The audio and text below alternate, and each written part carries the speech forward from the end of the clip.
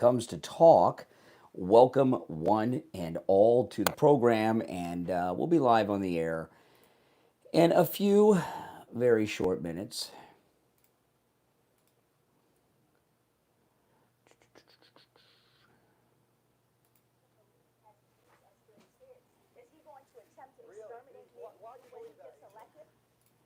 Oh, yeah, that's it.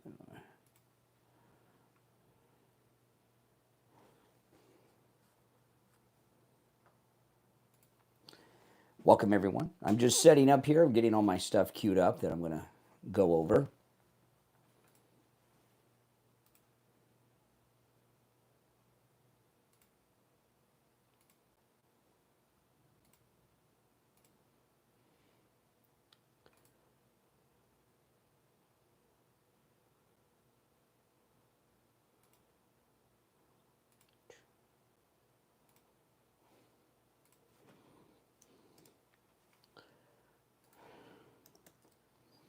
Welcome, everyone.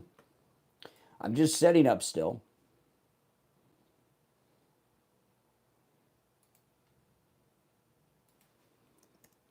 These people just don't get it on the left. They're just so stupid.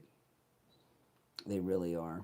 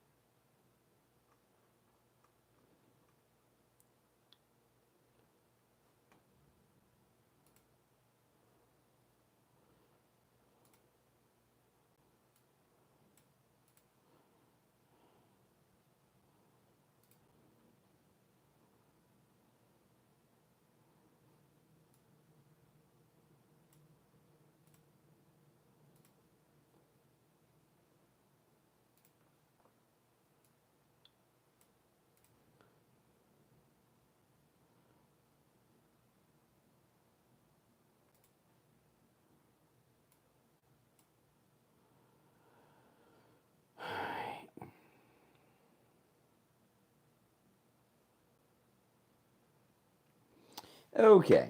I'm just getting everything set up, guys. Welcome. If you're new, my name's Brian. This is where MAGA comes to talk. Make sure you subscribe.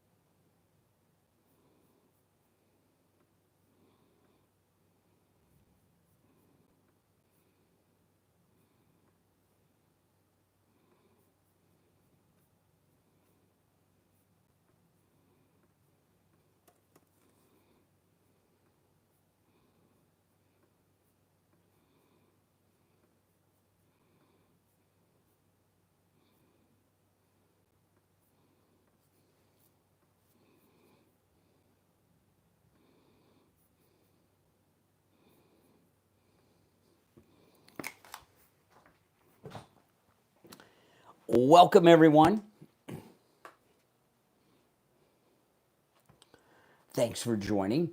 We'll be live in a few minutes. We've got so much to cover. Oh, my mic just... The mic has a magnet on it, on the back of it, that keeps it on there. And the magnet just grabbed onto the microphone.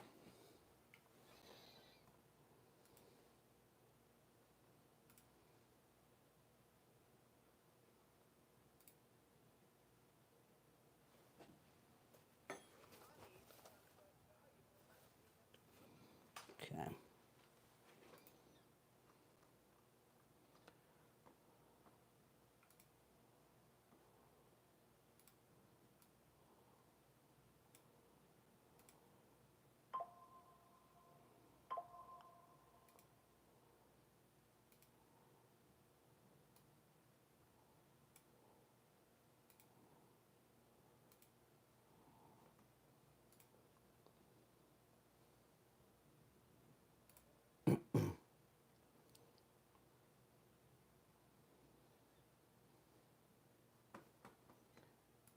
Test, test, 1, 2. Test, test.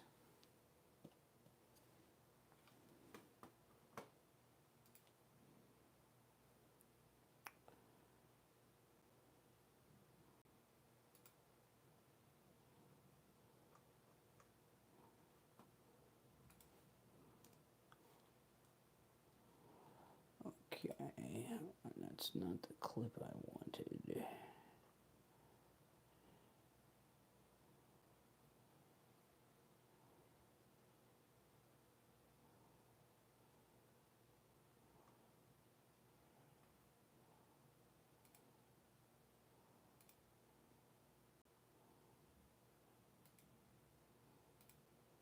Okay, there we go.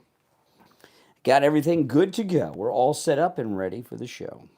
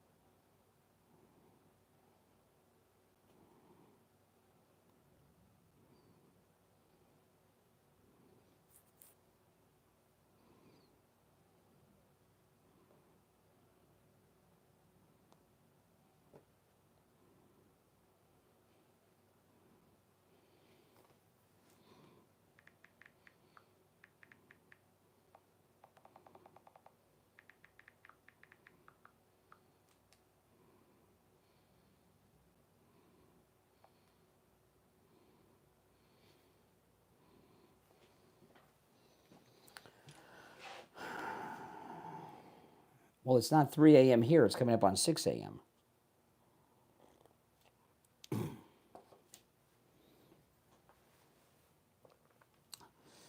We're on the East Coast.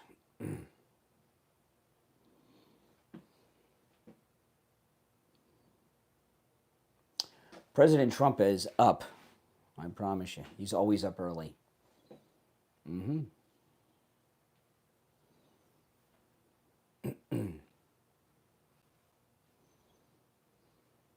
Well, thank you, Charlotte. I appreciate that. If you're new to my channel, this is where MAGA comes to talk. We're waiting for the show to begin. We'll hear from Mike from the radio station in a minute.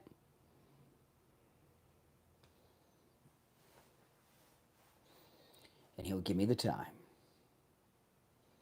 that we're going live.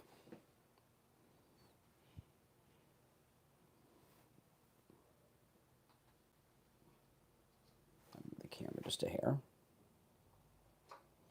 Well, it's 6 a.m. here on the East Coast. I don't know where you are, but it's 6 a.m. here.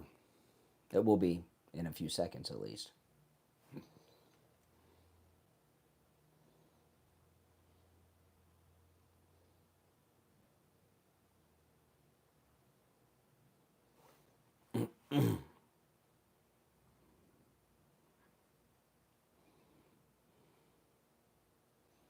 Just a couple of minutes, 2-3 minutes, we'll be live. As soon as I hear from Mike, we'll go.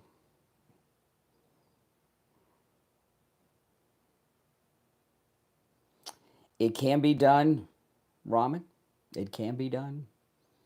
Roy, $5 super sticker. Thank you so much for the super sticker. If you'd like to call in, the number is pinned in the live chat. So you're welcome to call in.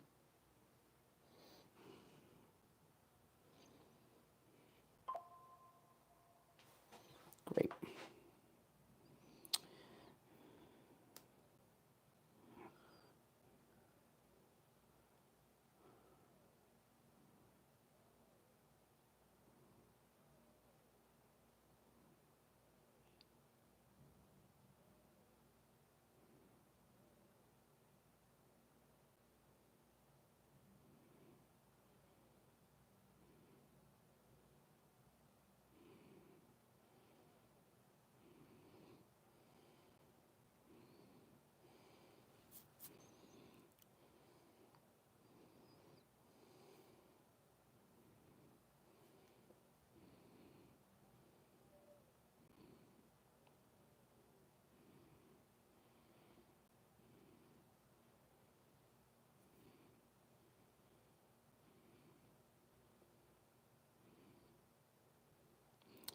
Okay.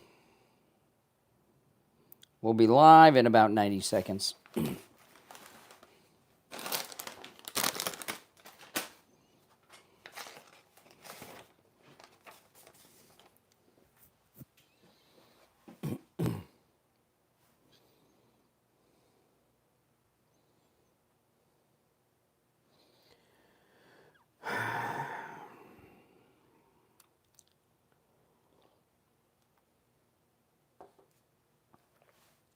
That's right, 47's in charge.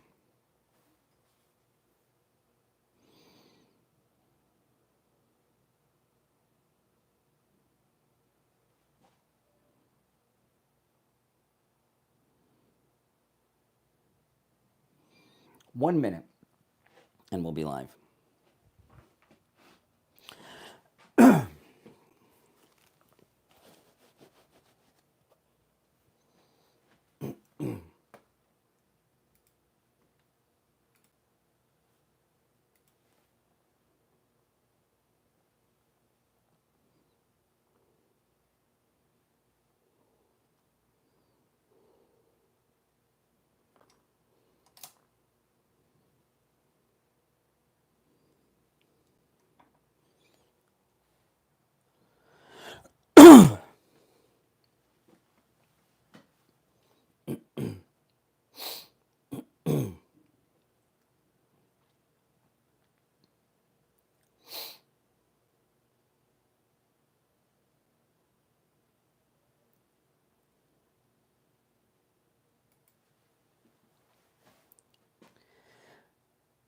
Welcome to the program, everyone. My name is Brian Craig. This is where MAGA comes to talk, and you are listening to Florida's longest running radio show, The Steve Kane Show, on the radio since 1977, celebrating 48 years on the radio. And we got a lot to cover today, as well as take your phone calls.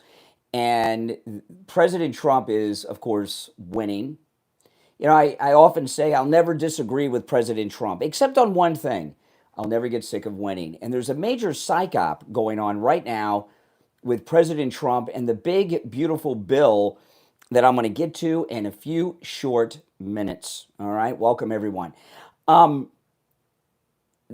Rasmussen, which is considered the gold standard of American political polling, has come out with a historic result in their latest poll on our favorite president, Donald John Trump, the 45th and 47th president of the United States. And this is it. 50% of the American people believe that the United States is heading in the right direction. Now, that's amazing. That means 50% of the American people in the latest Rasmussen agree with Trump, agree with MAGA. And that includes the deportations, that includes the tariff wars, that includes everything, right? The big, beautiful bill, the gift of this incredible $500 million Boeing aircraft, this gift to the United States from Qatar. This means that half of the country agree with President Trump. This is the first time in the history of Rasmussen polling that this many people have agreed that the country's headed in the right direction. That's absolutely amazing when you think about it. Everything. And, I want you to consider this. On top of that, the majority of the American people are MAGA now, according to the latest Rasmussen, which is a beautiful thing. This is after a decade. It's really been over a decade of trashing President Trump in the fake news media 24 hours a day, 7 days a week. So, and then they, arrested him a couple of times, got the mugshots, broke into his home, and did, all the lawfare stuff too. So after 10 years of slandering President Trump and all the lawfare and Butler and the golf course and everything they've done, and they continue to do even today as I'm speaking to you, the majority of the American people are MAGA, are with Trump. That's amazing. There's also Newsmax is reporting Trump's approval rating maintains a 2-month high. This is Newsmax. On Tuesday, The Economist and YouGov published their determination of President Donald Trump's approval rating, outlining that among U.S. adults from May 23rd to the 26th of May, 44% approved of the job he was doing. According to Newsweek, the results from the publication reflected a 2-month high for its polling. This is liberal polling, and he's at a 2-month high. Rasmussen and this, the country headed in the right direction, remember, is the highest number Rasmussen has ever recorded when polling people asking them if the country's headed in the right direction. So that's amazing. So what's going on here with the big, beautiful bill? And I'm going to go through a lot of things that are happening right now because I'm sure you've heard the news. Elon Musk has criticized President Trump's big, beautiful bill. That's a big story. It's everywhere. Republicans in the Senate are not going to vote in favor of the bill. They're not even going to allow it to come to a vote. Florida's senior senator, Rick Scott, who was our governor before Ron DeSantis, he doesn't like the bill. And I'm here to tell you this, that President Trump and Elon Musk are running an incredible psych-op against all of these never-Trumpers and the media. And no one has picked up on this. It is really amazing to me. I saw this yesterday, and yesterday afternoon, and I didn't get to this. And I thought, by the time I get on the air tomorrow morning, this is going to be old news because everyone's going to see what's really going on here. And you know what? No one has. And the reason they haven't seen the psych-op is because they're up to their eyeballs in Trump derangement syndrome. And because they suffer with Trump derangement syndrome, they can't see things clearly. Remember, Trump derangement syndrome is hate. And hate has an intoxicating effect on the brain where you lose your ability to think clearly, right? And so they don't see what's going on here. The big, beautiful bill we got to pass through the House was not everything we wanted. And there's a lot of problems with it, including a lot of spending that shouldn't be there, right? However, in the House of Representatives, we have not only a slim majority, we have what may actually be the slimmest majority in Republican history in the House of Representatives. But we certainly have a very slim majority. And in that majority, you have a bunch of fake Republicans. So they got to get through what they can get through. And if you noticed, I believe it was Sunday, it might have been Monday, but I think it was Sunday. But over the weekend, over the Memorial Day weekend, President Trump said, because that's when we first started over the weekend, is when we first started hearing that senators were opposing the bill. They weren't going to vote for the bill. They weren't going to bring it up for a vote. We started hearing names, many of them the usual suspects. Rick Scott's a new one, and President Trump said, let the Senate do whatever they're going to do to the bill. Let them make their changes, he said, and then send it to the House, and then they'll vote on it. Then they'll get together and send it to me. So does President Trump look in the slightest bit of worry going on with the big, beautiful bill, which is his first bill. Now, you got to remember, instead of doing a whole bunch, the reason they call it the big, beautiful bill, instead of doing a bunch of little bills, which is what they usually do in Washington, he has this humongous bill that has everything in it all at once, right? And there's a few reasons for doing that, which I'm not going to get into right now. But does Donald Trump seem in the least bit concerned about the big, beautiful bill? And, a great rule of thumb, this is what I tell you guys. If Trump's not worried, you don't have to be worried. And you can tell when he's worried. You can tell when he's upset. You can tell when he's angry.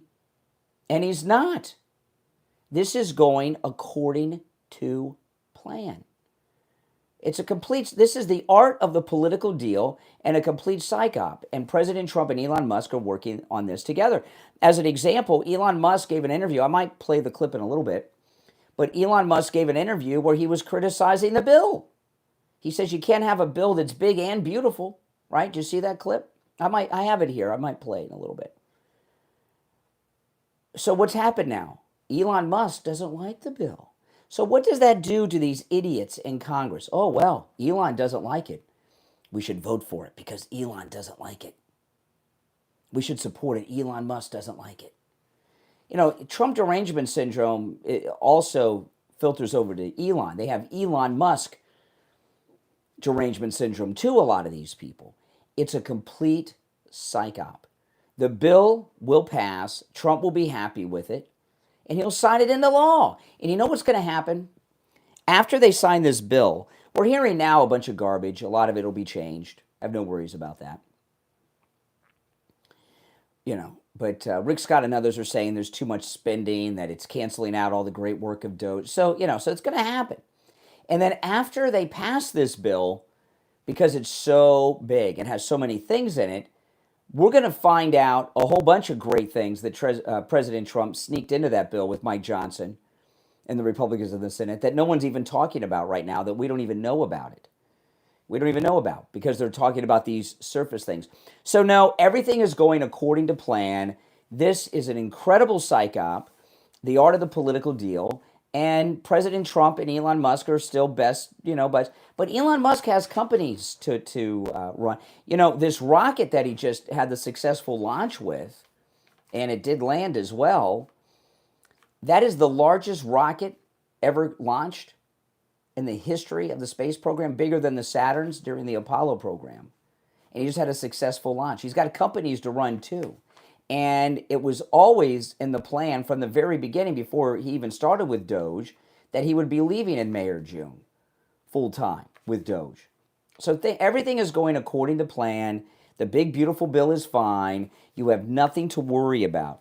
And I'll tell you this, if you're suffering with pain, you have nothing to worry about with that either, because you can go see Dr. Philip Appleton, and with his laser wave pain treatment, you can do what I've done 7 times, and that's say bye-bye to your pain. Dr. Appleton and his laser wave pain treatment works. There's no surgery, no drugs, no downtime, no shots. Did I say no drugs?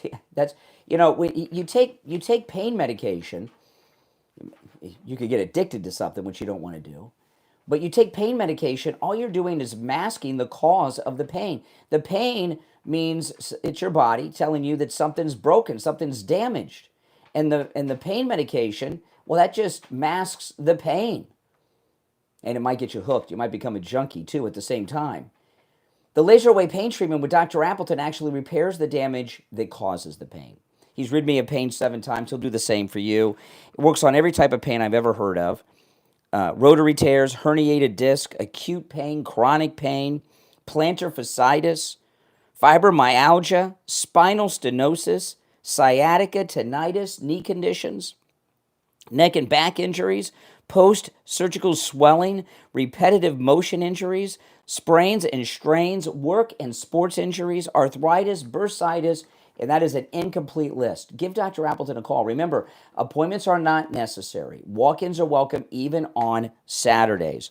954-973-0710. 954-973-0710. That's 954-973-0710. And online, AppletonCairo.com. We'll be right back.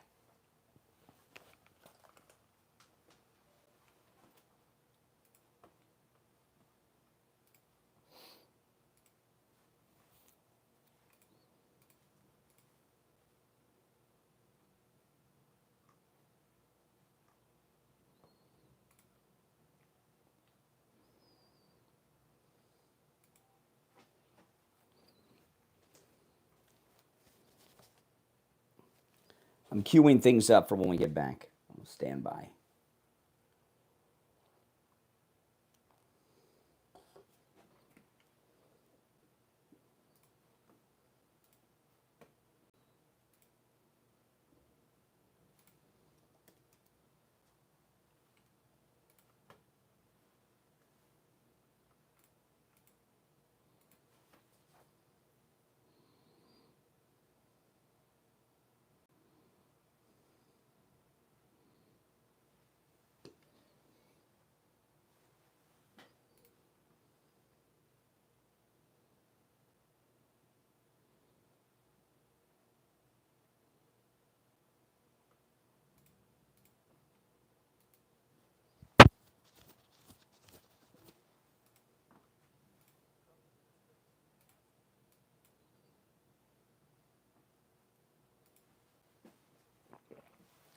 Welcome, everyone. If you're new, make sure you subscribe. All right. This is where MAGA comes to talk. We'll be back from our break in just a couple of minutes, and I'm going to get into Harvard a little bit, and then I'll go back to the big, beautiful bill as well in a little bit as well. If you'd like to call in, the number's toll free. It's pinned in the live chat. 888-465-2631. 888-465-2631. It's a toll-free call. Let me make sure I...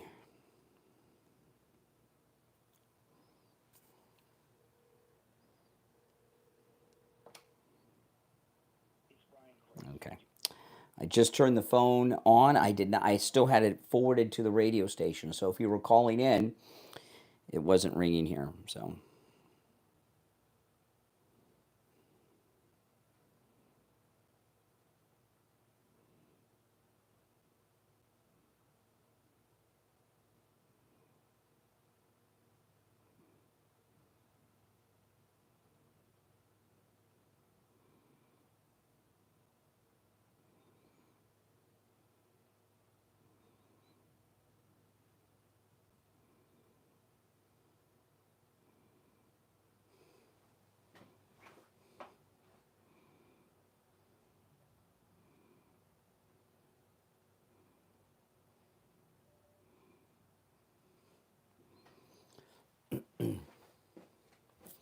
Less than a minute, we'll be back. Awesome, awesome, awesome.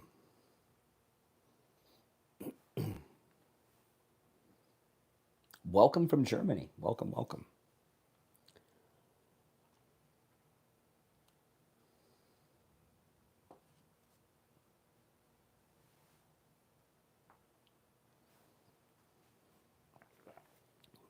Here we go. Stand by.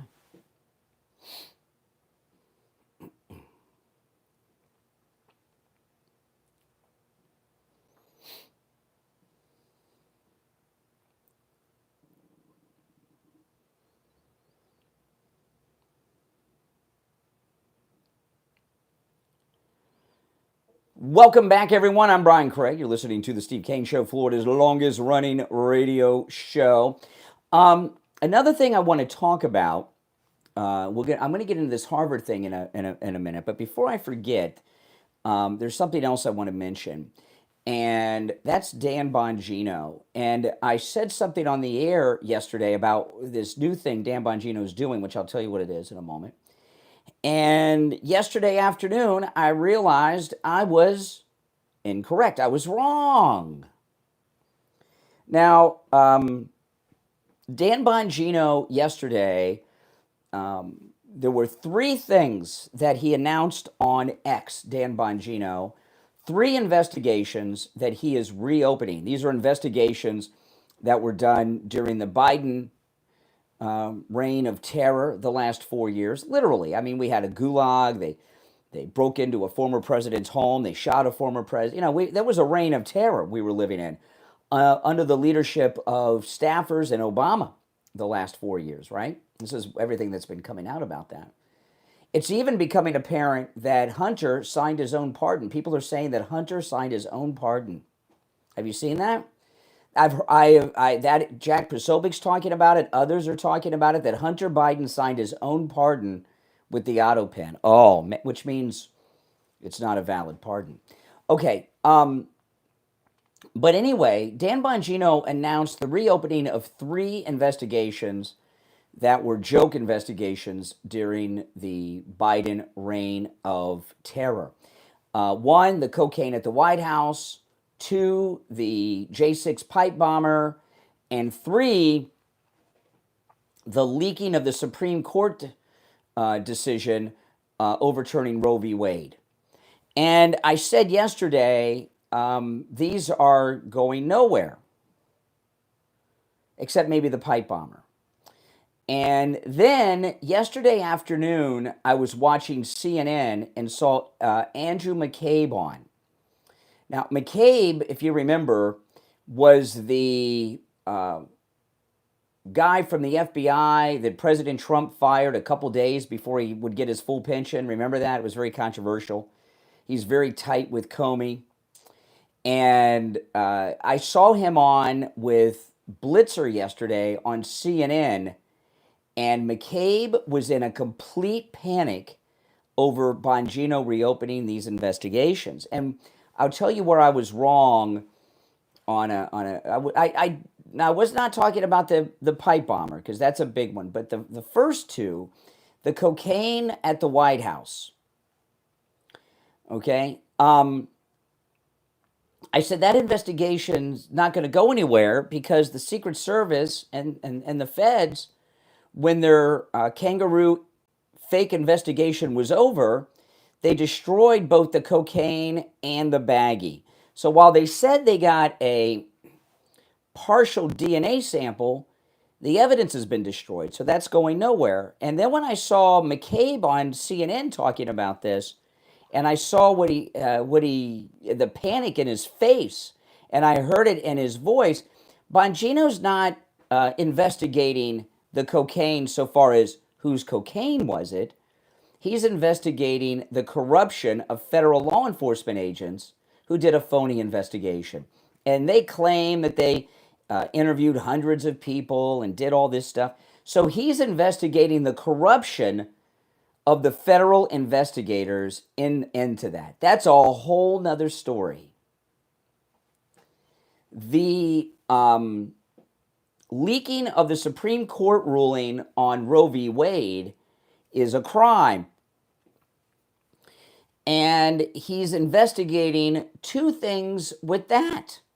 These are the cocaine at the White House and the leaking of the Roe v. Wade decision, which is referred to in the media as Dobbs. Okay? They don't like to say that Roe v. Wade was overturned, so they talk about the Dobbs decision. The Dobbs decision is the overturning of Roe v. Wade. Okay?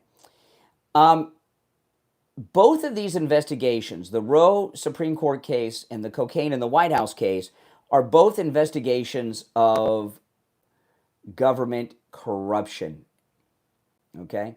So what they're investigating, Dan Bongino, in the Supreme Court case is who leaked it.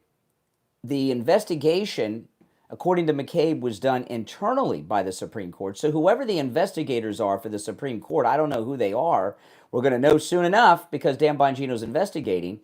But he's investigating the investigators in both the Supreme Court case and the cocaine in the White House case. He's investigating the investigators. Did they do real investigations, or were these dog and pony shows where there was no investigation and they did phony stuff and wrote phony reports? And also he's investigating who actually did the leak, which we may not be able to get because there may need to be cooperation from Supreme Court justices and CNN. Oh, the Supreme Court justices, I like to see them If they could interview presidents, they could interview Supreme Court justices.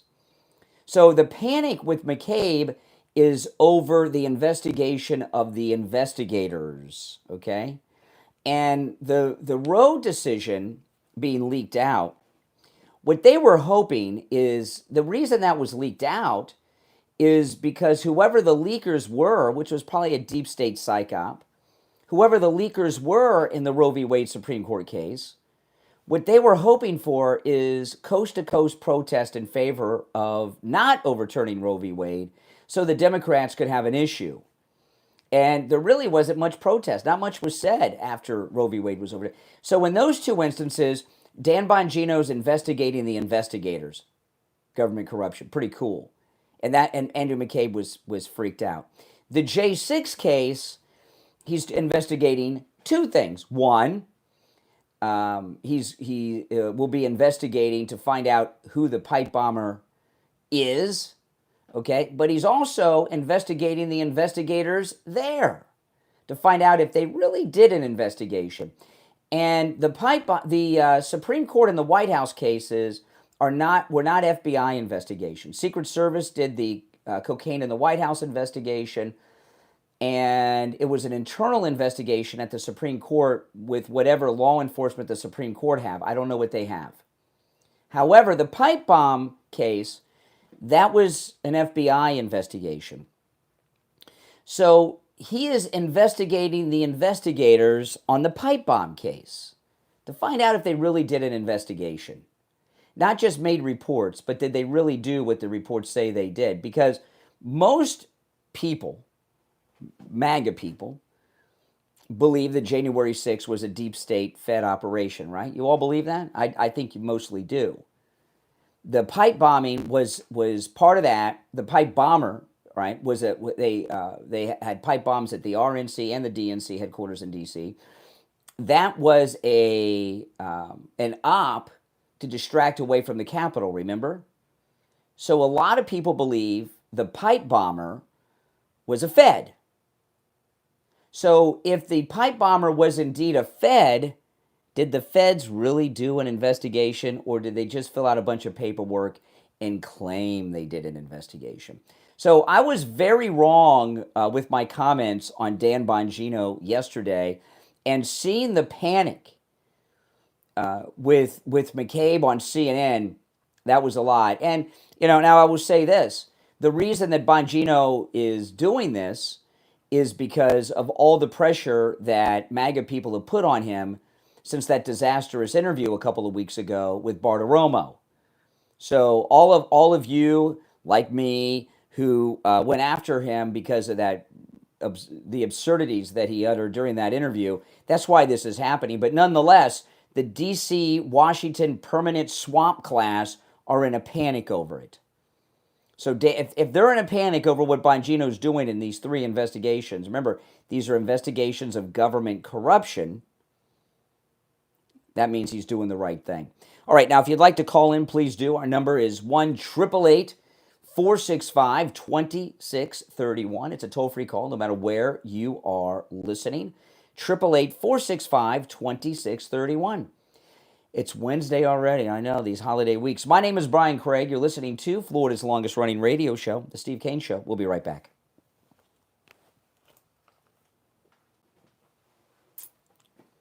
Absolutely. I mean, these are pretty big deals, these investigations.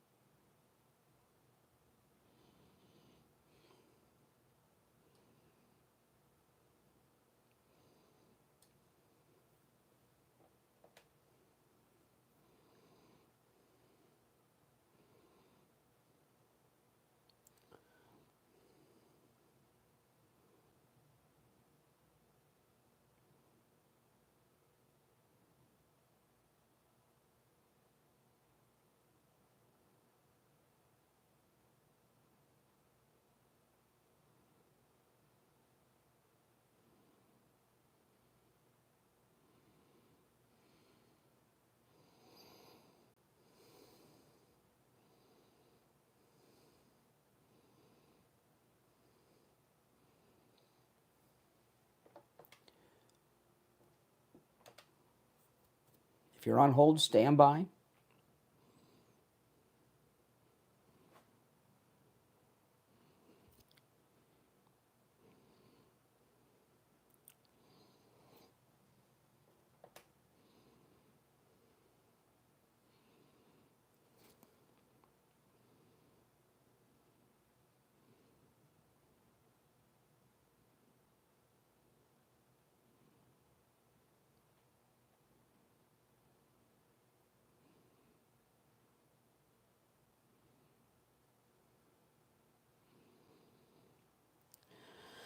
We'll be back in just a couple of minutes, and I'll take your calls.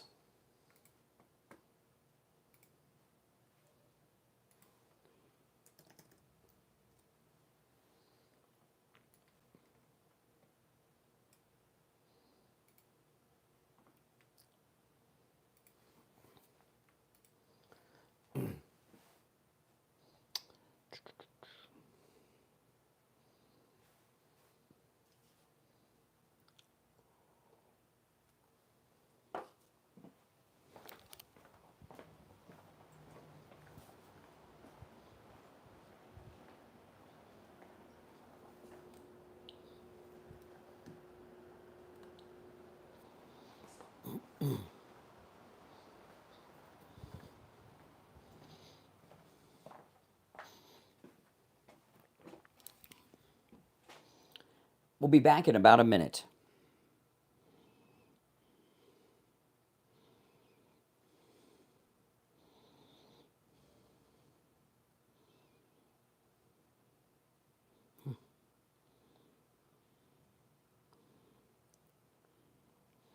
Less than a minute.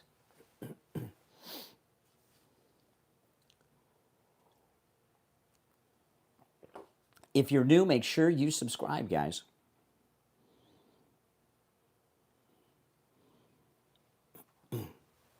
"30 seconds.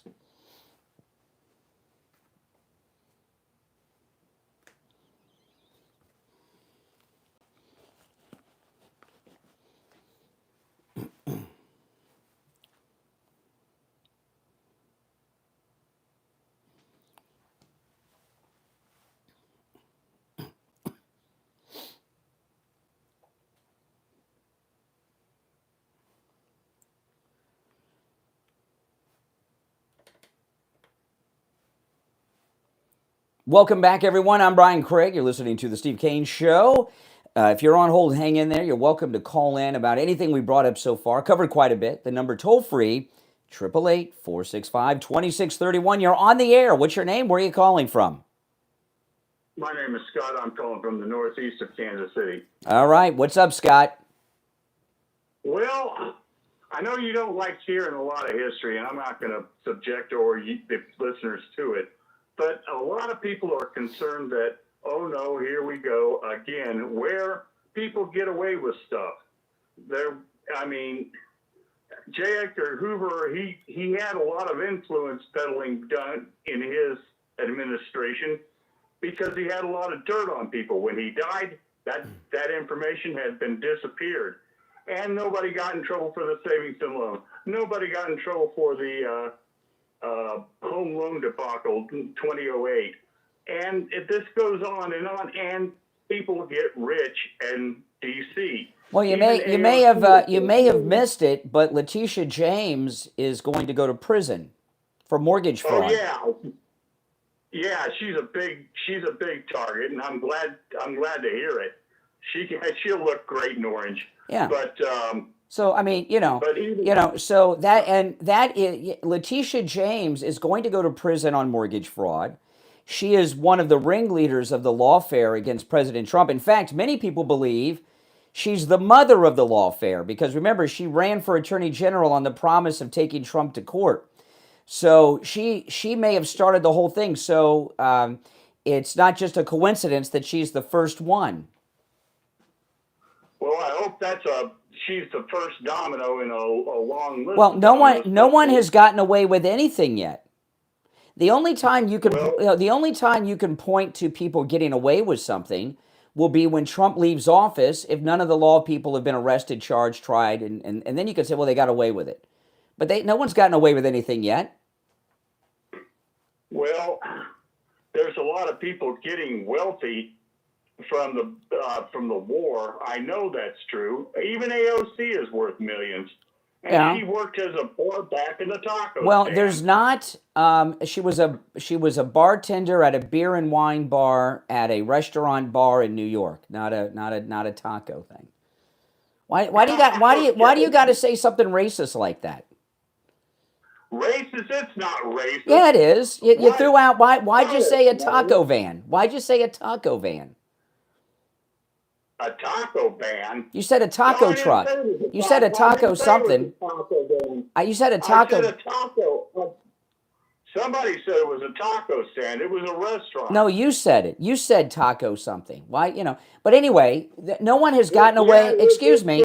Not only has no one gotten away with anything, President Trump's in the White House with his MAGA cabinet and staff. Yeah, and let's hope they're untouchables as well. That they can't. How long have you been a Republican? I'm more of a very traditional populist. You mean a libertarian? Well, I wouldn't call me because I've got some real issues with libertarians. I've been a long-time member since the 1970s of the Populist Party. Okay. Are you a MAGA person or not? Oh, yeah. Okay. So the very fact that Trump was reelected to a non-consecutive second term shows that they didn't get away with what they were trying to do. And the thing about the reason you've been a conservative for a long time, and so have I, not as long as you, but a long time. And I tell people sometimes that are new conservatives, and when I mean new, I mean since Trump came down the escalator, a lot of people have been red-pilled. People like you were a Republican during a lot of time of fake Republicans and losers. All of our Republicans so our Republicans before Trump were losers, and to be a Republican was to lose all the time. And a lot of old-time Republicans like you have not been able to make the transition to being a winner. You're still in the loser mindset. Well, yeah, I saw a lot of people, Dole fall down, McCain fall down, Romney fall down. Well, McCain and Dole were not real candidates. They were sacrifice candidates. But Bob Dole ran against Bill Clinton in '94 when he was up for re-election, and he was unbeatable. So the party put up a guy. What happens a lot of times when there's a candidate that's very popular, they can't be defeated. Both parties do this. They put up sacrifice candidates, like when Mondale ran against Reagan in '84. Okay, these are people that can't win because the person they're running against can't be defeated. So they make someone the nominee who's been loyal to the party. John McCain, no one was going to beat Obama in '08 or in 2012. So they put up two sacrifice candidates, Romney and McCain. So, what I mean by losers is George W. Bush, I'll move the embassy in Israel to Jerusalem with no intention on ever doing it. Oh, yeah, we're going to overturn Roe v. Wade with no intention on doing it. That's what I mean by a loser. We are winners, we are winning, and no one has gotten away with anything. Yeah, they got away with cheating. Really, Trump's back in the White House. And they did us a favor because 2 non-consecutive terms, he's getting a lot more done and has a mandate like he would not have had if he had 2 consecutive terms. All right, start thinking like a win. See, notice I bring up positives and you go back to the negative. You think like a loser. All right, appreciate the call. You know what I'm talking. You guys know what I'm talking about? The power of positive thinking, people. You're on the air. What's your name? Where are you calling from? It's Mike from Louisiana. Oh, wait, hold on, Mike. Hold on. I'm going to answer some of these calls. All right, Mike. Go ahead, Mike. What's up? These people are always trying to look to try to drive a wedge between Trump and the first bud. Yep. And it's not going to happen. Trump has now found a way to run a psych op against these people. Mm-hmm. Yeah. When you've got a guy that smart that, okay, you've been running psych ops against me for how many years now? Now I get a chance to run one against you. No wonder McCabe looks panicked. Mm-hmm. Yeah. Yeah. Yeah. It's not just him that's panicking. It's the deep state and the administrative state that's panicking right now. Well, when I saw McCabe on CNN yesterday with Tyrion Lannister, Wolf Blitzer, if you don't get that reference, you look up Tyrion Lannister, Game of Thrones, and you'll get a chuckle.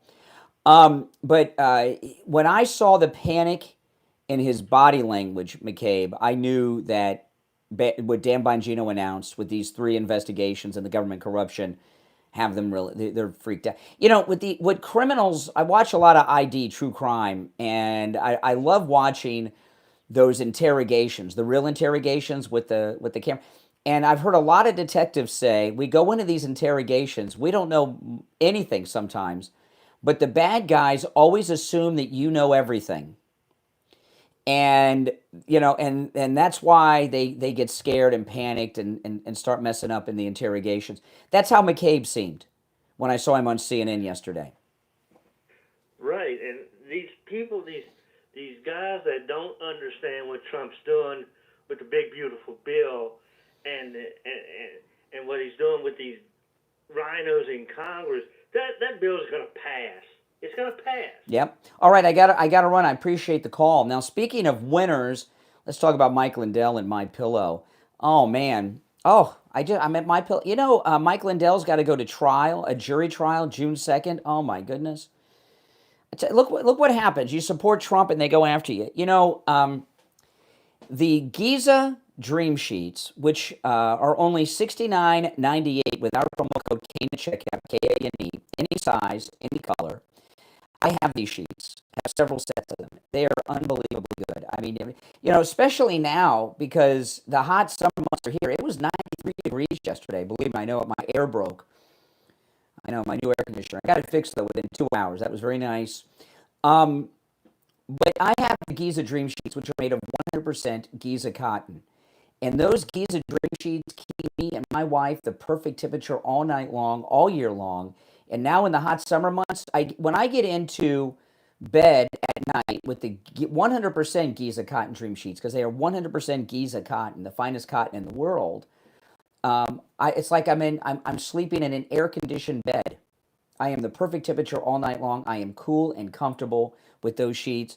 They are spectacular. Oh, and by the way, no tariffs on Mike Lindell's My Pillow products.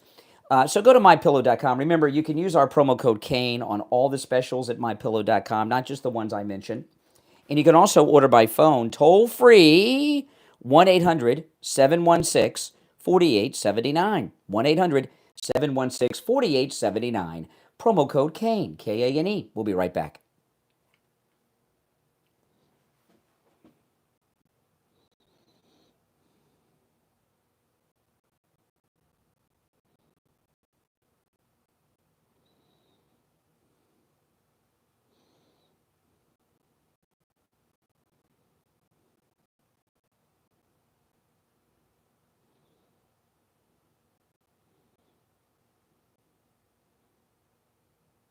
I'll go back to the phone when we get back. I covered quite a bit.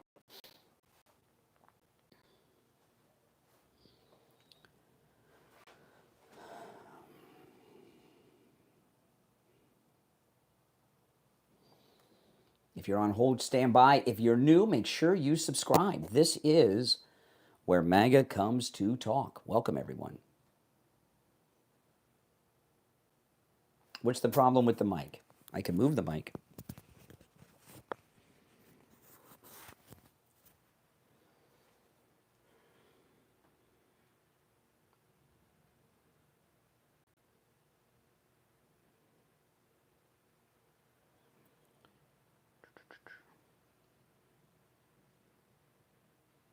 Less than 30 seconds. If you're on hold, hang in there.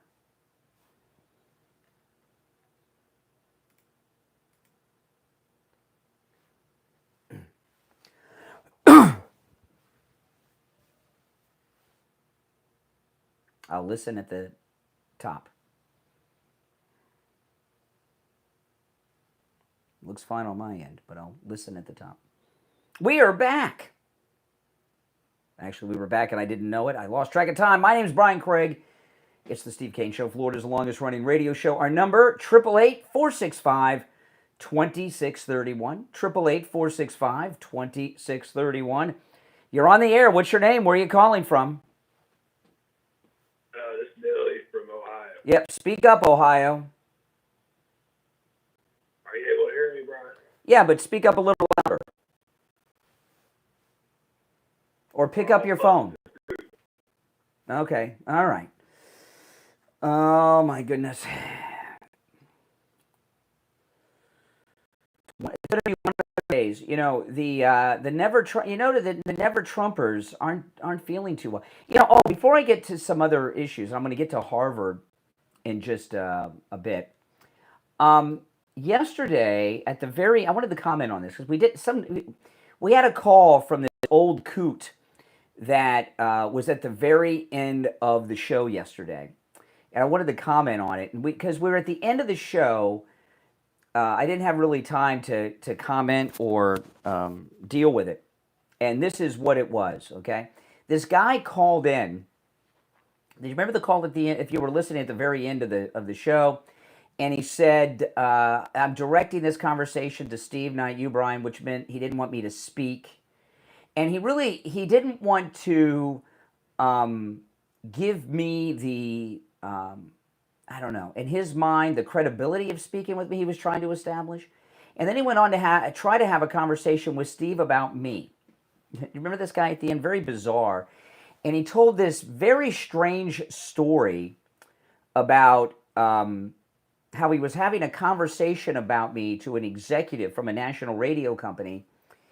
And they were having a conversation about me. And if you listen carefully to what he said, it's so funny. I had said many times that they should have, when Dan Bongino became deputy director of the FBI, they should have replaced me with him on the national Dan Bongino show. They should have. And our radio station, True Oldies, we have the most modern studios a radio station could have. In fact, I think we've got the best studios in the market. I'm telling you, you'd be surprised with some of these radio stations have. We've got and we could have done the whole show, same time slot, middays. I would have continued the morning show and done that midday show. And they should have replaced Bongino with me. The guy they got there is mediocre. And I've said that a few times. I was very serious about that. And the guy called in, and he said two things. First, he told Steve that every time I'm on the air, he says I'm not objective when it comes to Trump. He said that several times. He says when I'm on the air, I'm auditioning for a job. And I thought he meant like like a radio job or something. Or maybe a job on Newsmax. I've been on Newsmax a few times or something. But he said I was auditioning for the job for the tour guide at the Trump Museum, which I've often said when I retire, my retirement plans are to be a tour guide at the Trump Presidential Museum, which I'm assuming will be here in Palm Beach. And I cannot think of a better tour guide than me at the Trump Museum. And of course, that's something I plan on doing when I'm retired, when I'm an old man, like in my 70s or something. And, having been through the entire Trump presidency and everything and, loving Trump as much as I do, and I would be great. I would be great at that job. But I don't know why I would be auditioning for a volunteer position like 20 years from now. That seems a little bizarre. And then he went into, but if you listen, it's so funny listening to people and people that are Trump haters that have Trump derangement syndrome, they think MAGA people are stupid. Okay. And one of the reasons that the Democrats are losing so much is because they underestimate their opponents, which is Donald Trump, the world, and they think we're all stupid and got a lot of psychological issues, when, of course, it's them that have a lot of issues and psychological issues and are stupid.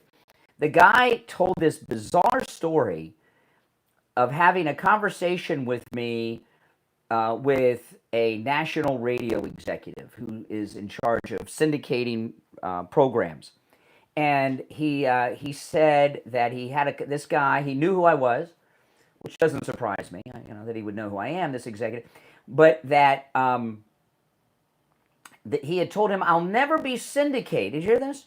"I'll never be syndicated because I'm not objective when it comes to Trump." Now, I would argue that I already am not just syndicated nationally, but globally. Listen to where these callers are from. Today, Kansas City. The last guy was from Ohio, Louisiana, Florida. We get calls from around the world too. So I would argue that we're already nationally syndicated and even globally syndicated, right? You hear the callers. And our sponsors, you guys around America and the world do business with our sponsors, which we thank you for. Like our promo code for My Pillow is good in Canada and the UK, and people in Canada and the UK use our promo code. Coastal, weight loss, they get people calling them from all over the United States. Jupiter Joe Thomas and all the rest. Calls from all over the United States. Tom Laporta, all over the state of Florida, he gets calls, not just local. So we're already nationally syndicated and globally syndicated. But anyway, back to that. So the guy said that he had this conversation with, "I'll never be syndicated because I'm not objective when it comes to Trump." So what was that old man trying to do at the end of the show? What was he trying to do? It was so, it was so transparent. And yesterday, we were short on time, and I was a little tired yesterday too. I wasn't really, should have taken yesterday off too and had a 4-day weekend. I tell you the truth. But anyway, what the guy was trying to do, because he thinks MAGA people are stupid, and I don't necessarily think the guy was a liberal. He very well could have been like a Bush Republican, a never Trumper Republican, a Republican against Trump. He was trying to plant in my head that I could be a contender. I could be somebody. Anybody know what that's from? If I would only criticize Trump. That's what he was trying to do. He thinks I'm so stupid that, oh, wow, yeah, he talked to this executive, and I can be big on the radio if I only start criticizing Trump. Good luck. That's not going to happen. I will never criticize President Trump, and I will never disagree with President Trump. And I have proudly said that for 10 years. All right? Now, again, it's not that he's done things that I disagree with that I'm holding back. President Trump has done nothing I disagree with. In fact, a lot of people ask me, look, you've heard some callers even recently, name one thing that you disagree with Trump on. I can't, because he's done nothing I disagree with. Even when you think Trump's done the wrong thing, you find out it's the right thing at the end, right? Always. So, no, what a bizarre, that was a seminar caller on a whole nother level. And it really shows how important this program is, that these Trump derangement syndrome sufferers are trying to get us to criticize Trump. It's never going to happen. Now, I want to talk about Harvard. Let me play this. This is Tyrion Lannister, Wolf Blitzer. He's got a guest on, and they're talking about President Trump canceling the federal contracts with Harvard. Yes.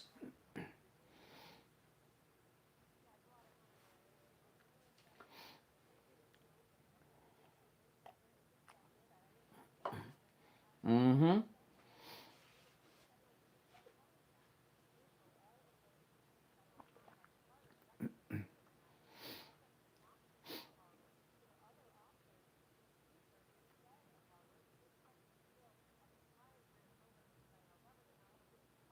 Yes.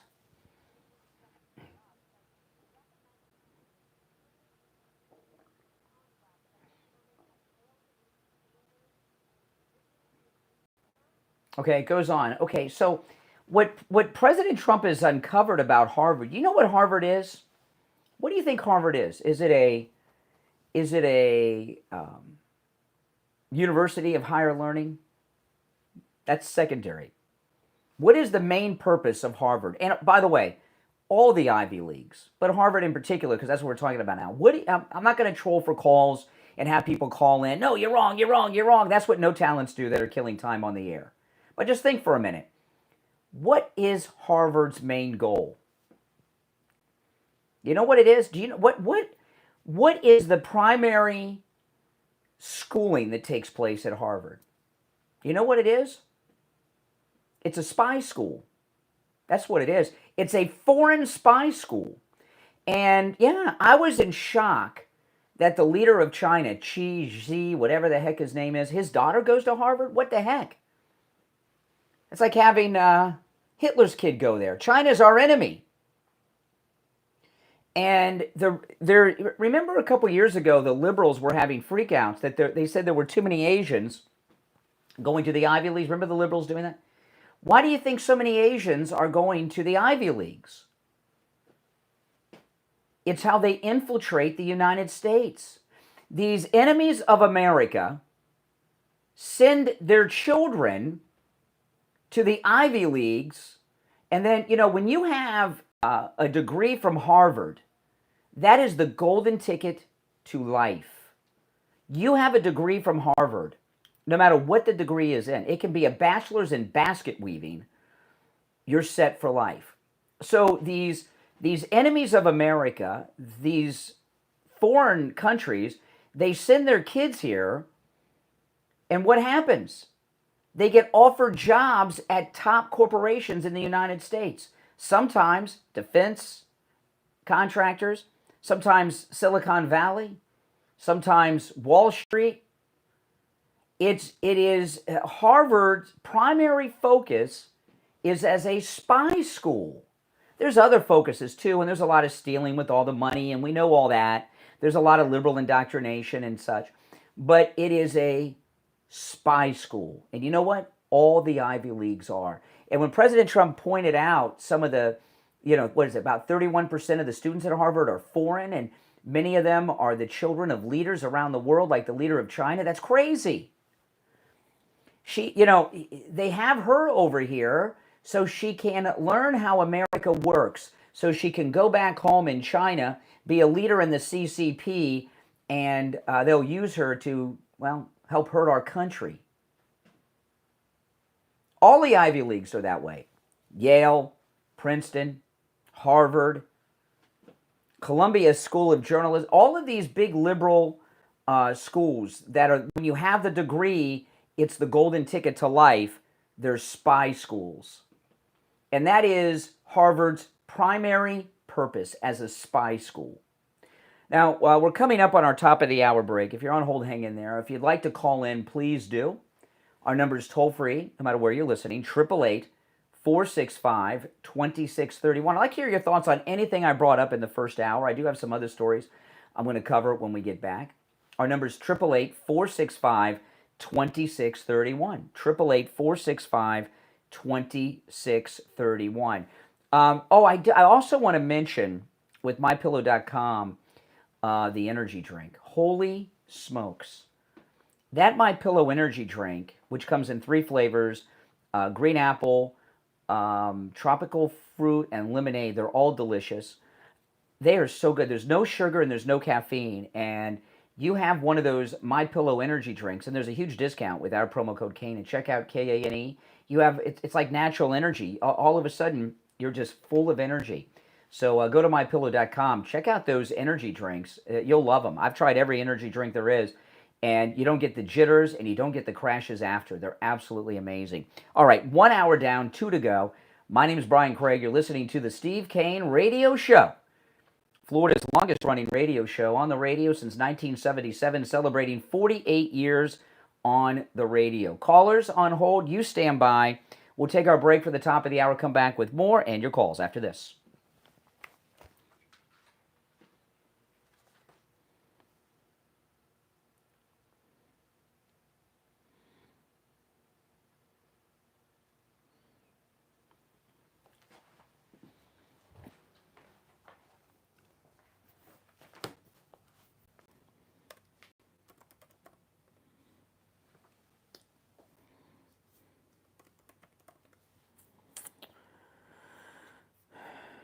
All right. Test 1 2. Test 1 2. Go to mypillow.com. Check out those energy drinks. You'll love them. I've tried every. Test 1 2.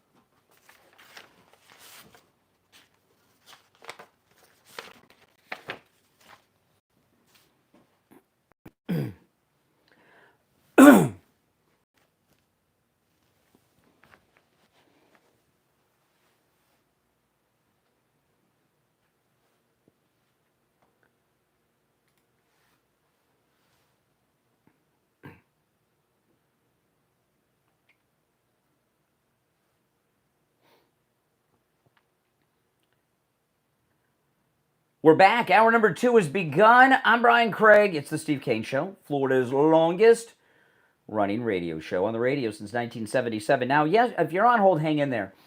On yesterday's show, I was talking about, I know a lot of you were still on Memorial Day hangover holiday yesterday, so you might have missed this, but I was talking about this incredible interview that I saw Raymond Arroyo from Fox News do with David Mamet, the Hollywood screenwriter and director. He's the writer of Glengarry Glen Ross, The Untouchables with Sean Connery, very good writer. And he's very MAGA. And he was talking about how the Democrat Party's done, that President Trump has broken the Democrat Party machine. And he said, look no further than those who are out there protesting everything that Trump is doing. They're a bunch of old people, senior citizens. They don't have any young up-and-comers, and we do. Kevin Bacon and his wife, Kira Sedgwick, are a couple of weirdos. You don't want to take any advice from them. They lost a lot of money in a Ponzi scheme. That's why Kevin Bacon did a TV show for a while and all this stuff. But Kira Sedgwick, she's on the younger end of the Democrat Party today. I think she's like, 60? So she's one of the young Democrats. And her and Rosie O'Donnell, they're the heads of the Young Democrats of America. And Kira Sedgwick, Kevin Bacon's wife, it's so interesting to hear these Democrats and the stupid things that come out of their mouth. She posted this, I guess it was on Instagram yesterday. I saw it on X. But anyway, this is Kevin Bacon's wife and Kira Sedgwick. And Kira Sedgwick, pretty good actress, I must say. If you've seen her in anything, she's a pretty good actress. And when you see what she's really like, you say, wow, someone should give her the Academy Award because she's brain dead, but she puts on these great performances. But anyway, here's Kira Sedgwick, and she's talking about America under Trump.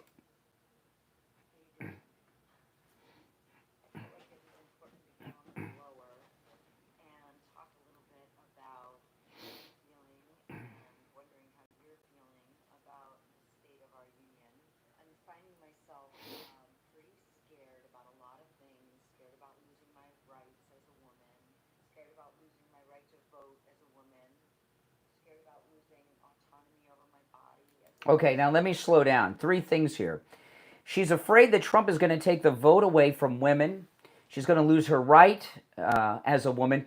And then Kira Sedgwick said she's afraid she's going to lose autonomy over her body. What, did she just watch the season finale of The Handmaid's Tale and think that was a reality show?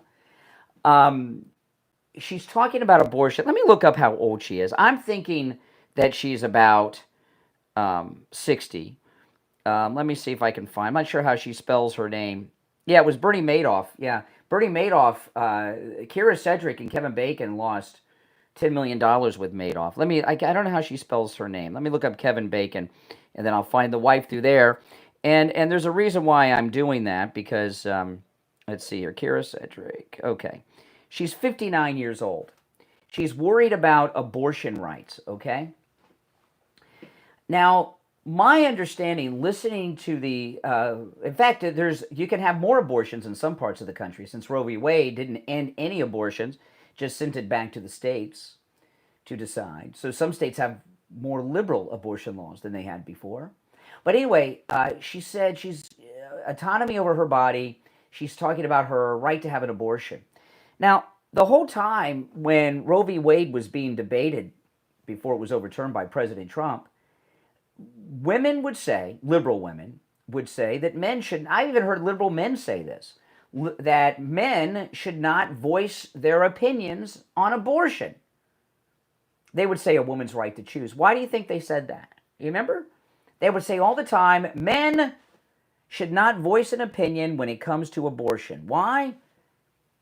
Because men will never become pregnant and have babies. Well, that was before all this gender stuff, and there are some pregnant men apparently I'm hearing about. But Kira Sedgwick has as much of a chance of becoming pregnant and having a baby as I do. She's through menopause. She can no longer become pregnant.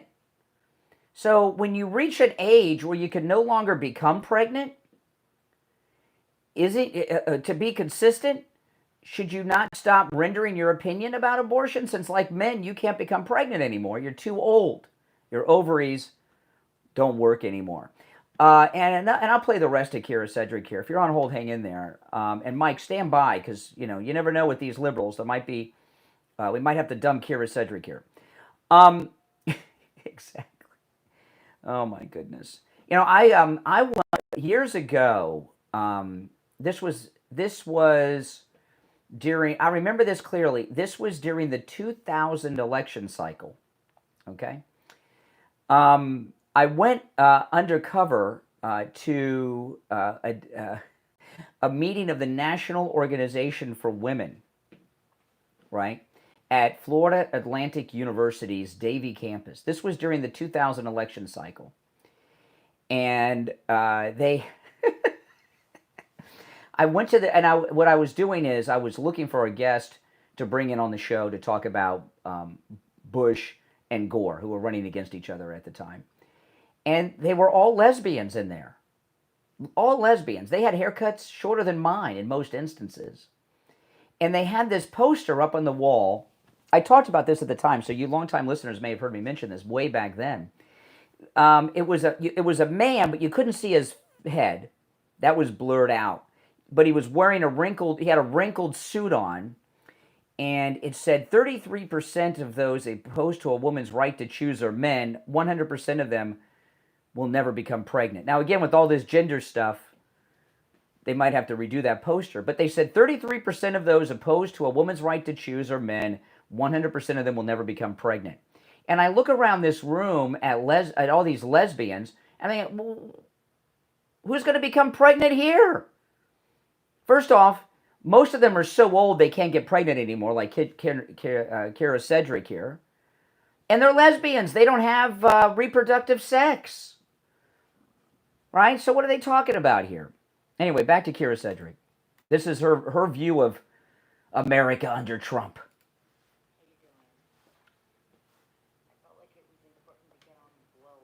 The blower?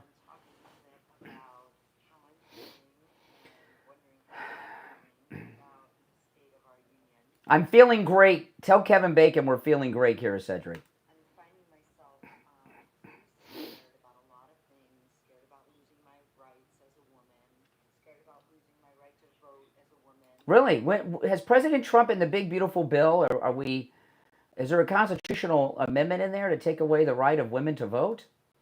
Scared about losing autonomy over my body as a woman, scared of my parents' social security checks, scared. First off, Kira Cedric and Kevin Bacon are multimillionaires, okay? They did a lot of work to make... She did a series. He did a couple series, okay? They made all the Bernie Madoff money back, okay? So here we have a millionairess who's married to a millionaire, famous actor and actress, Kevin Bacon and his wife. He's more famous than her, right? And they're worried about her parents are living off Social Security? Can't you and Kevin Bacon help out your parents? Her parents are scraping by on Social Security? Food banks running out of food and not being able to replenish because they're no longer getting federal funding.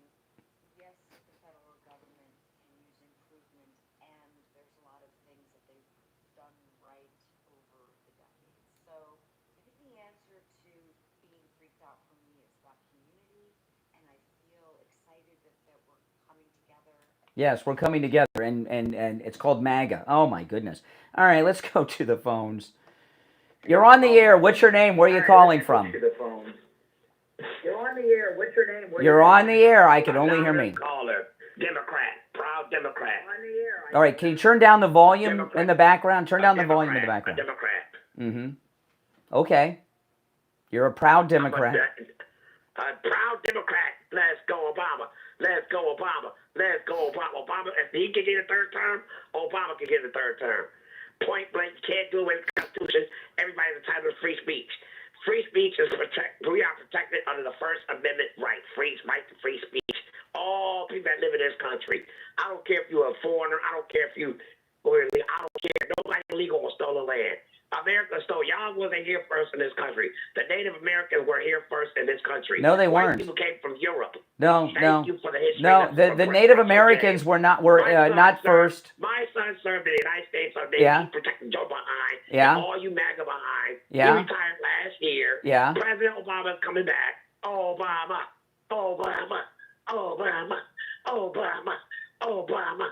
Obama. Obama's winning the election, 2028. Obama. Obama.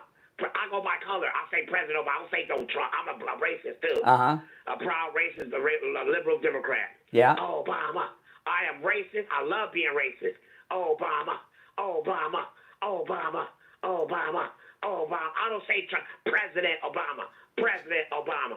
President Obama. President Obama.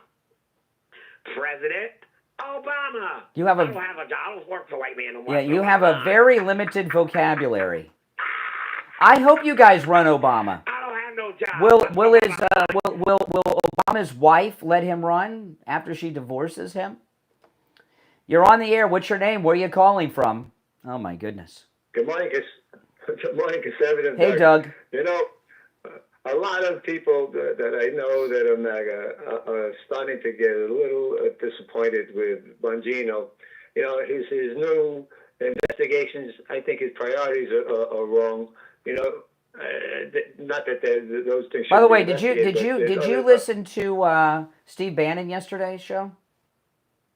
No, I heard what you were saying this morning. Oh, okay, because what you said was exactly what Bannon said yesterday. So I thought, oh, maybe you heard that. Oh no, I missed that. But I talk to people all the time that are MAGA, and like for instance, why is Omar's brother, who's also her husband, who got over $2 million from Biden, why isn't that being investigated first? You know, you will get that money back. Then they say that the Treasury spent.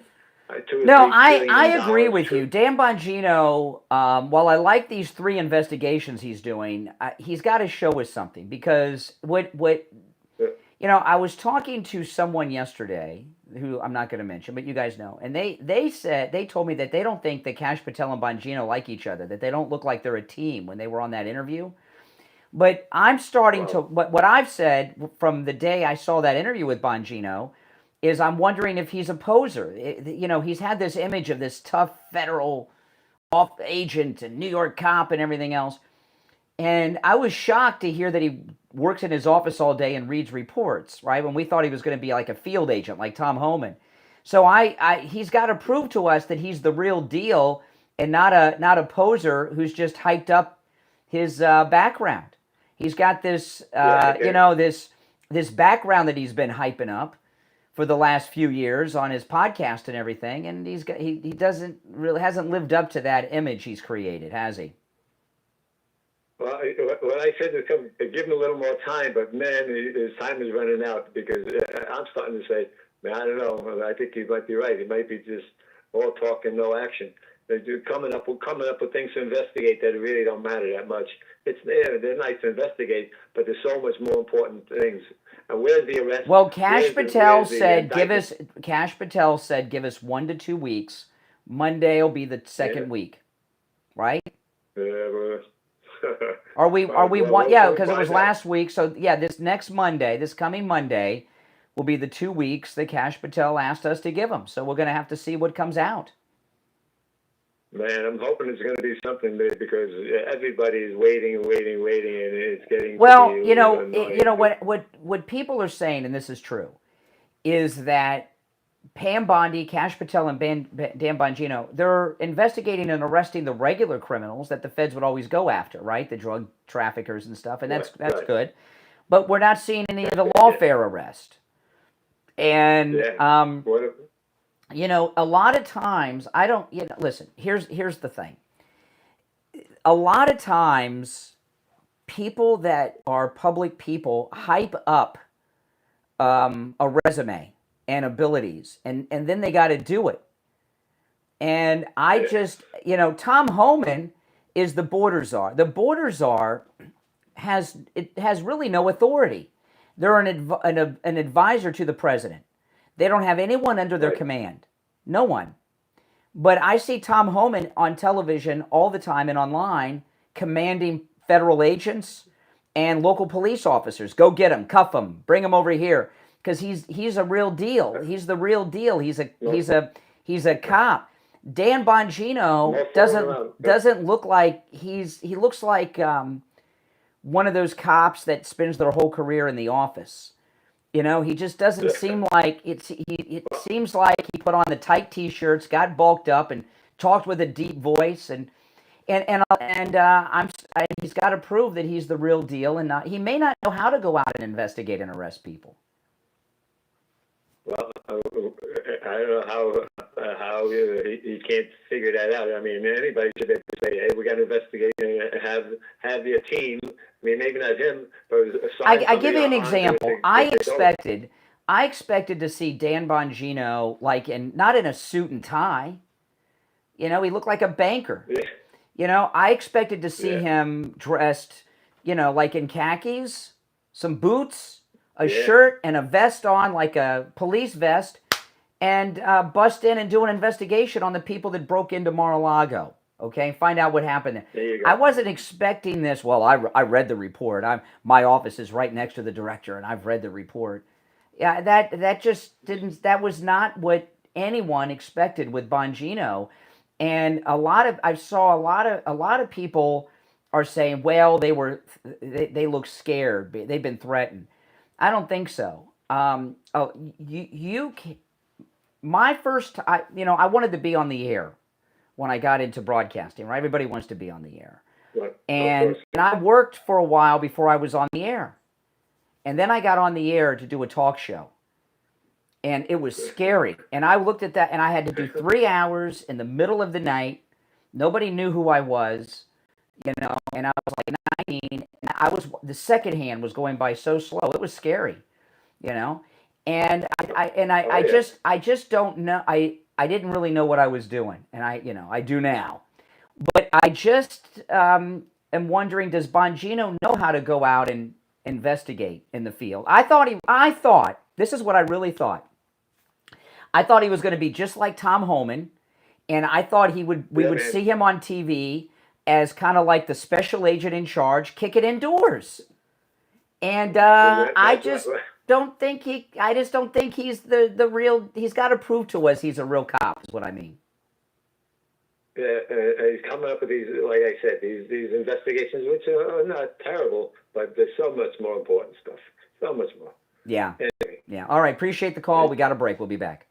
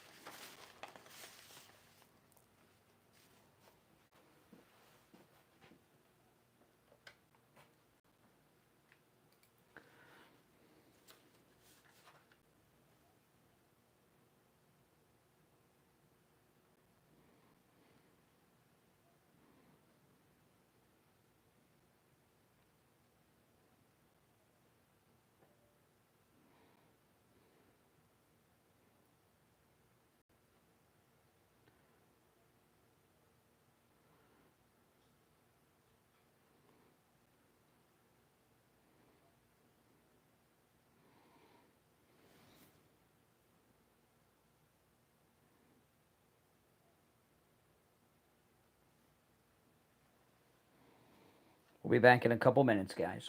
If you're on hold, hang in there. I mean, what do you guys think? Am I being... give me a yes or no. Am I being too hard on Bongino? Yes or no? What do you guys think? Am I being too hard on Bongino? Yes or no?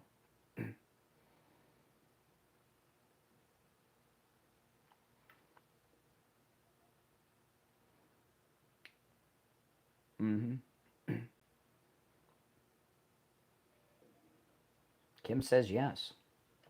Kim says I'm being too hard on Bongino. Well, I got 3 yeses. Some nopes, some yeses. Nope.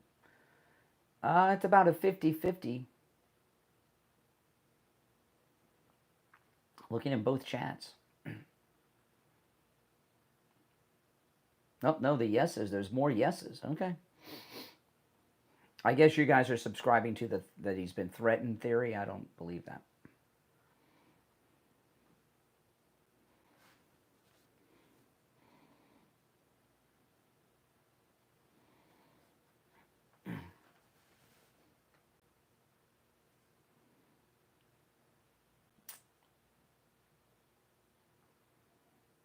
No, the caller brought it up.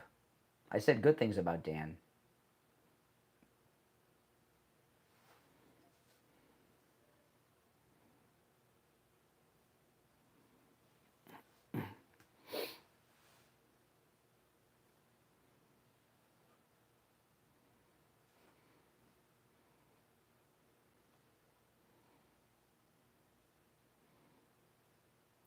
Seconds.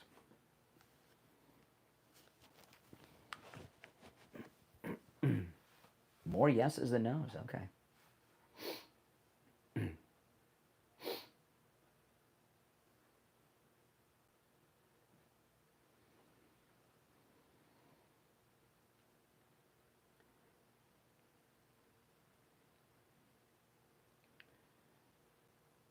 Welcome back, everyone. I'm Brian Craig. It's the Steve Kane Show, Florida's longest-running radio show. I did an informal poll during the break in the chat room in my YouTube stream, and the question I asked was, am I being too hard on Bongino? And I would say the results are about 70-30 yes. So those of you that think I'm being too hard on Bongino, I'd love to hear you call in and tell me why you think I'm being, if I'm being too hard, hey, listen, I'm open to being wrong. Although I did compliment Bongino right in the first hour with these new investigations. But how am I being too hard on him? I'd certainly be interested in hearing your thoughts. You're on the air. What's your name? Where are you calling from? Good morning, Brian. This is Bill from Sanford. Hey, Bill. Oh, and by the way, congratulations on the 100,000 subscribers. Thank you very much. That's a great milestone to have. Thank you. I think, first of all, Bongino and the panel are not going to give their agenda because they'll be giving them a tip-off.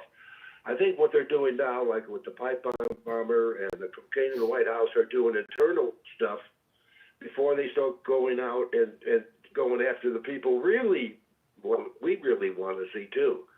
So I think they're doing it, and it takes time, just like a beat cop on a cop show.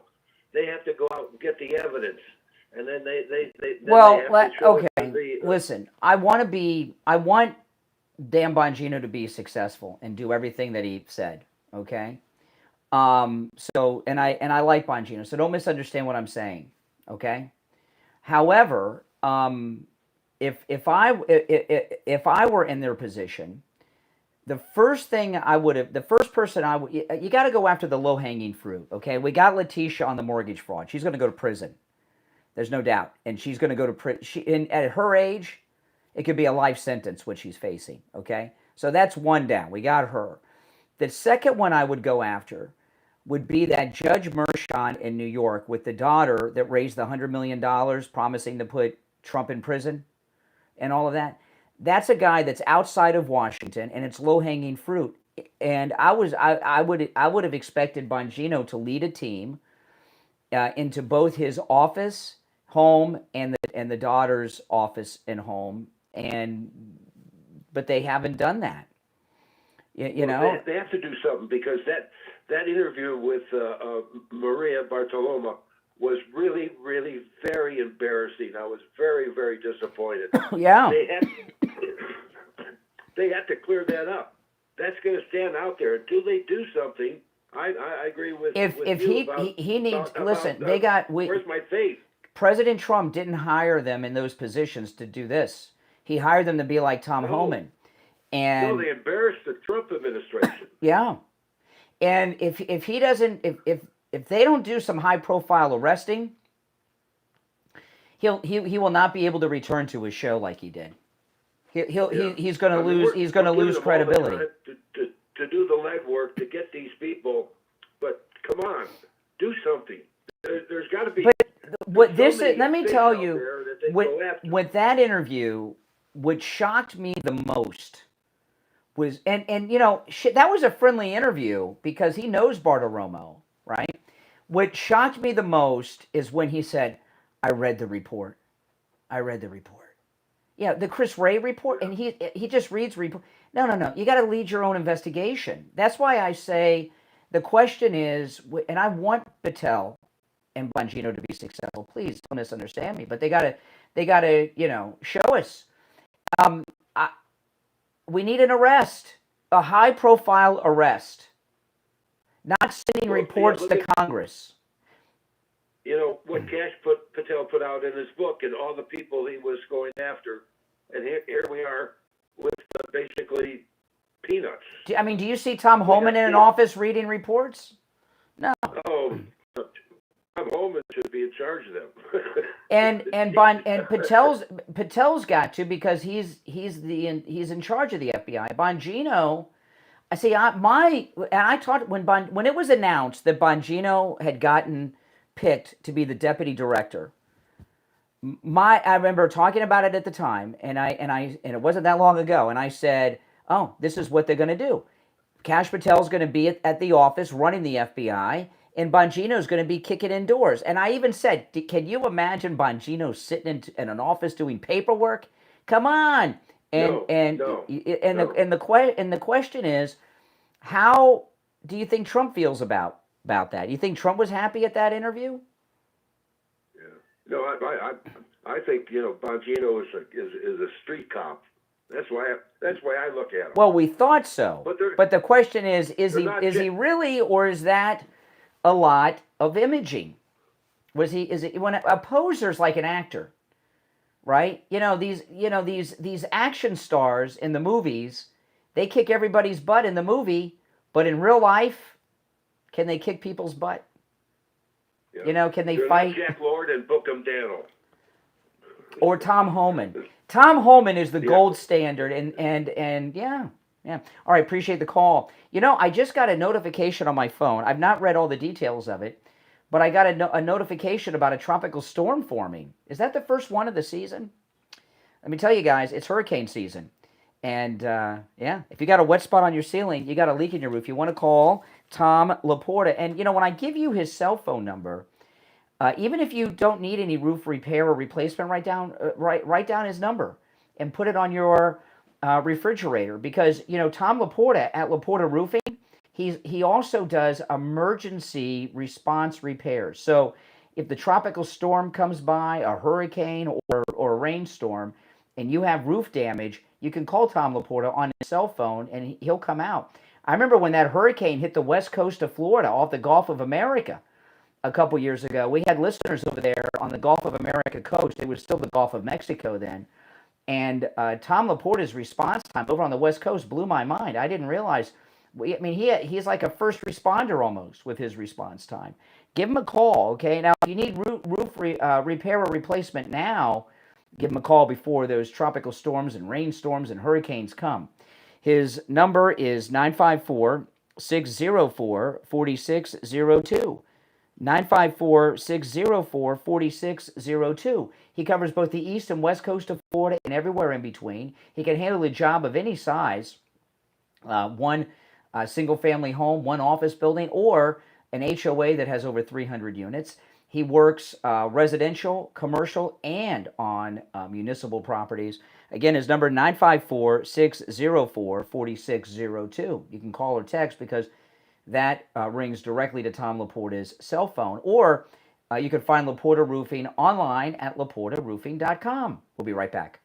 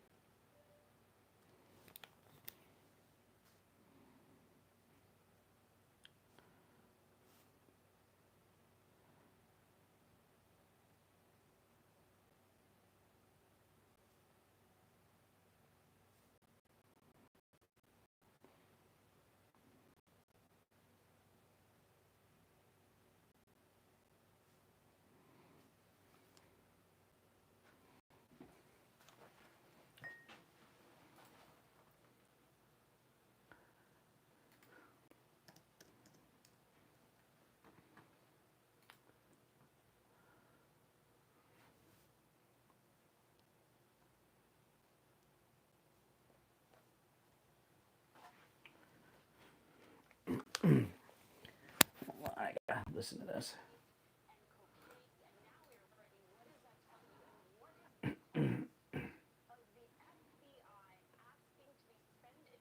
Okay, there we go. Okay. Okay, I want to play that when we get back.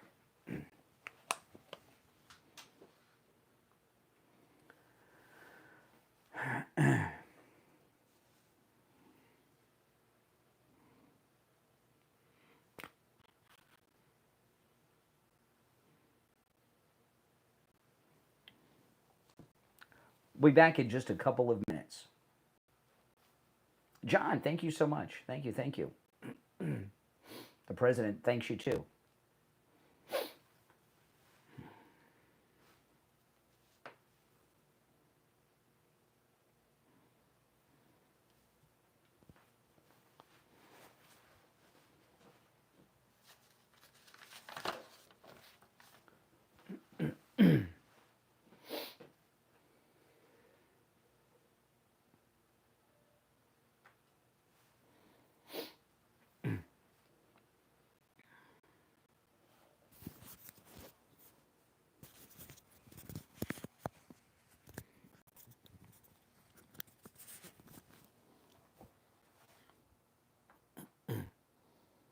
We'll be back in just over a minute, guys.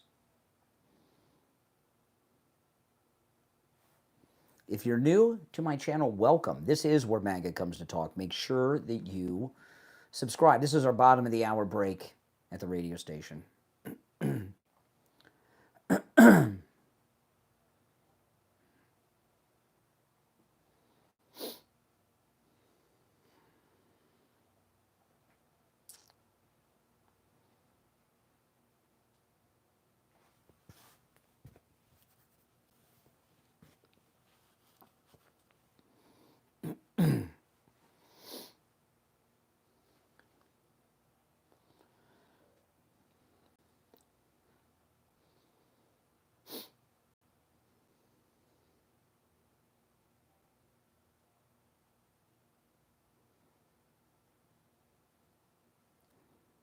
Here we go.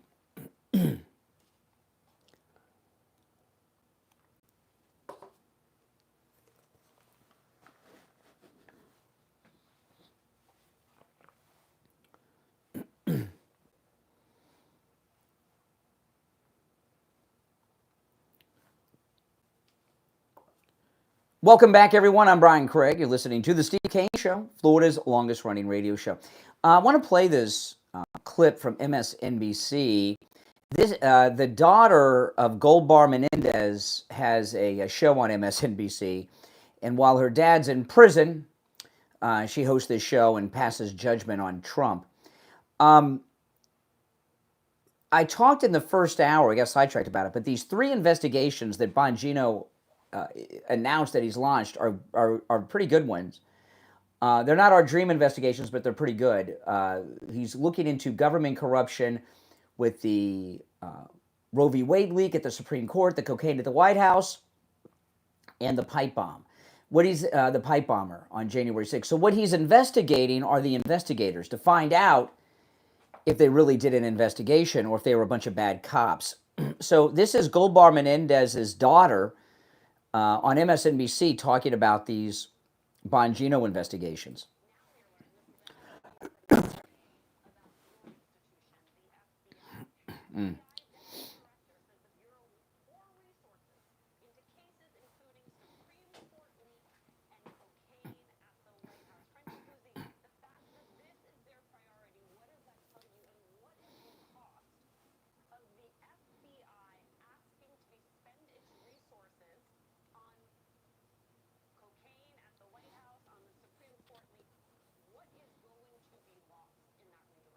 Okay, now see, this is the talking point. This is where McCabe was going yesterday. You hear what I'm talking about? This investigation has them freaked out. It really does, because they didn't really do investigations, in particular in the pipe bomber investigation, probably. And what is she worried that they're not? They didn't like that the FBI was helping with the deportations. Now they don't like that they're investigating bad cops. Again, this is Goldbar Menendez's daughter. Okay, let's hear what this former Fed has to say.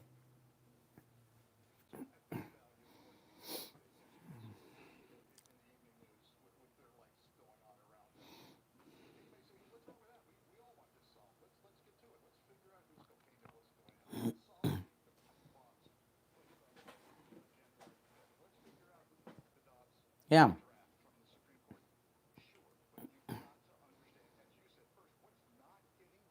Oh.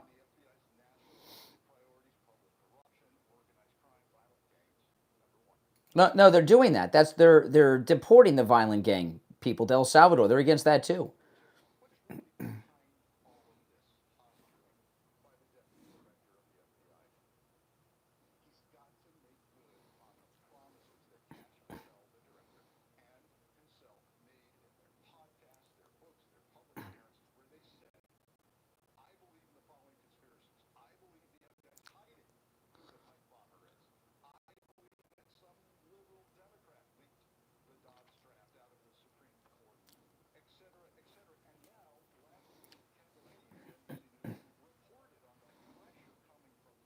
That's right.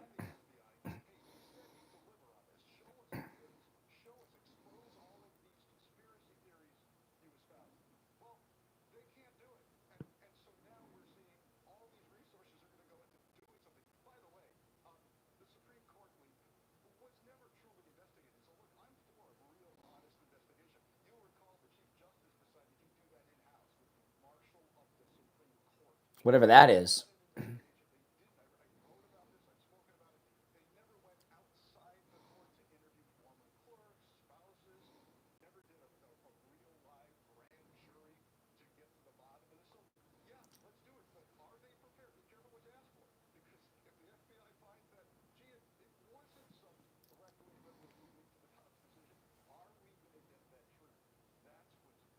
Okay, so now a couple of these things here that they're talking about. One, the pipe bomber.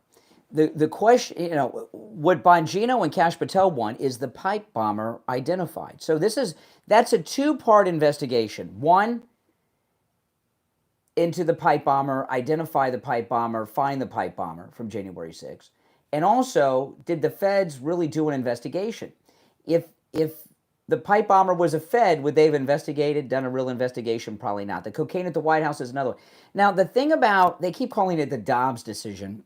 It's the Roe v. Wade decision leak at the Supreme Court. We got that leak beforehand. Whoever leaked it was attempting to get the Supreme Court to change their opinion.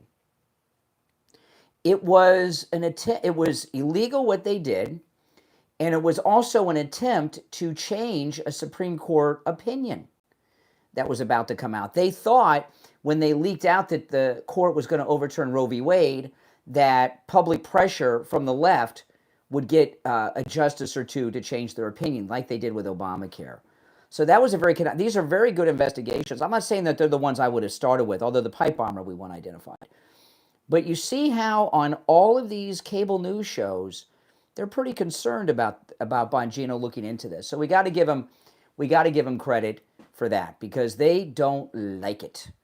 And if the left don't like Bongino looking into these, in particular the cocaine at the White House, because that's another one that was done by the Secret Service, not the current Secret Service. That investigation of the cocaine at the White House was done by the Secret Service that let Trump get shot in Butler, and then almost got him shot again at the golf course. And did you see the story with the DEI, lady Secret Service agents, with the Obama detail that got into a fight? Yeah, you understand? We had the left-wing DEI Secret Service investigate the cocaine at the White House. And the cocaine at the White House is an important story. Did they really investigate it? Because, and I'll tell you why it's important. My first reaction to that was, they destroyed the evidence. It shouldn't be looked at. That needs to be looked at, because that fits into two things that are going on. Because of the Jake Tapper book, everyone's talking about whether or not, the pardons are legit, because the auto pen and Jack Posobiec and others, it's starting to come out now. Many people are saying that the auto pen was operated by Hunter Biden for Hunter Biden's own pardon. And what they're looking to do with that cocaine at the White House story is to find an informant or two for the internal auto pen investigation. The investigation isn't so much about the cocaine at the White House. They're looking for informants in the staff at the White House for the AutoPen investigation, which is the big one. And I got to tell you, out of White House scandals, the AutoPen scandal is the biggest scandal in American presidential scandal history. I know Tapper was saying it might be bigger than Watergate. Watergate was not really a big scandal. Nixon had nothing to do with the Watergate break-in. He had no knowledge until after. What he did was he was trying to cover it up. And he was trying to cover it up by raising money to give the plumbers enough money to disappear with, okay? It was nothing, really, what Nixon did. And so people make such a big deal over the blank part on that tape. That was probably just Nixon messing with the tape recorder, not knowing what he's doing. I mean, how many of you know how to use all the new tech of today? And a reel-to-reel tape recorder back in the 70s was new tech. And somebody who's old school and a World War II naval veteran like President Nixon probably didn't know how to use that newfangled technology that all the kids were using, the reel-to-reel tape recorder. And that might have just been an accident. No, this is the biggest scandal. And this White House cocaine scandal is all about Bongino looking for informants on the AutoPen. I'm telling you, so I'm giving him some credit on that. Now, I want to talk about Coastal Weight Loss Secret. One of the things I love about Coastal Weight Loss Secret are people in my life, when I see people and they tell me, oh, wow, you really have lost a lot of weight. I can see it in your face. And again, today, I kept a lot of my old clothes that didn't fit me anymore. And I didn't realize how many of my old clothes that I kept that didn't fit me anymore. I guess it's one of those things. You're hoping you'll fit in them eventually, one day. And I have not bought new clothes because I was going to, but I found all these old clothes that I kept that didn't fit me anymore that now fit me. It's absolutely amazing. I'm wearing another shirt today that it fits perfectly. The last couple of times I wore this shirt, it was tight on my stomach. And now it's fitting me like it's supposed to fit. And it feels great. I mean, I remember the last time I was wearing this shirt, not only was it tight on my stomach, it was tight in my arms and shoulders too. And now it's fitting like it's supposed to fit. It's not tailored. I've just lost all this weight. And my old clothes are fitting me again. It's absolutely amazing. And remember, no exercise, no prescriptions like Ozempic or anything. And I'm eating foods I would normally eat. Today, I'm going to go to Chipotle. My wife and I eat at Chipotle about 3 or 4 times a week. I love Chipotle. And I'm going to eat at Chipotle today. And I'm going to get what I always got. And it works. Coastal Weight Loss Secret works. And remember, no matter where you are in the United States, Coastal Weight Loss Secret can help you. I was a little nervous about doing it because I didn't want to have to suffer. I thought I'd be hungry all the time. I'm not hungry. I thought I was going to have to eat, like these little meals that they would give me that had very little food in them and they didn't taste good. But no, I'm eating foods I would normally eat. And I thought I'd have to do a lot of exercise. I'm doing no exercise. And I thought I was setting myself up to fail. And little did I know, I was setting myself up to feeling great, looking great, and I have a lot more energy. I've cut my coffee, caffeine intake back by 50%. Okay, by 50%. And the reason is, since I have lost all this weight, I have more energy. I just feel great. Give Coastal Weight Loss Secret a call. Go meet with Dr. Zuckerman, all right? Here's the number. When you call, make sure you tell them you heard about them on the True Oldies channel. 561-247-6300. Remember, no matter where you're located in America, you can give them a call. 561-247-6300. And online, coastalweightloss.secret.com. It's the Steve Kane Show. I'm Brian Craig. We'll be right back.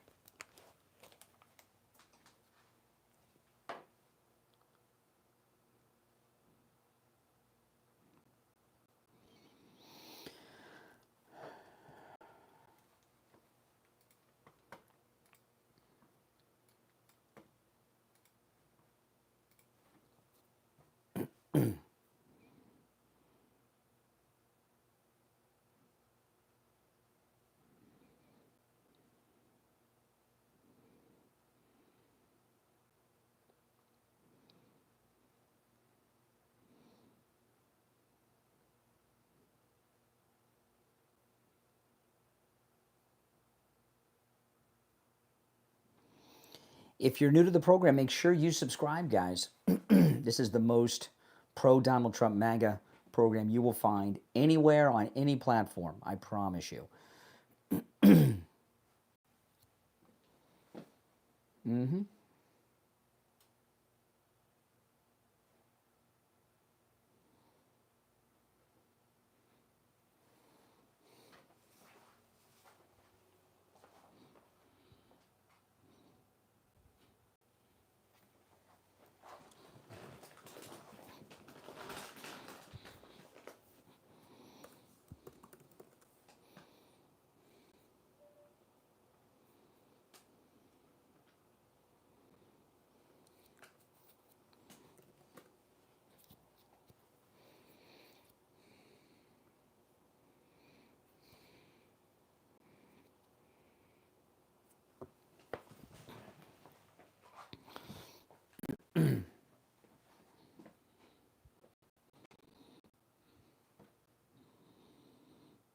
We'll be back in 1 minute.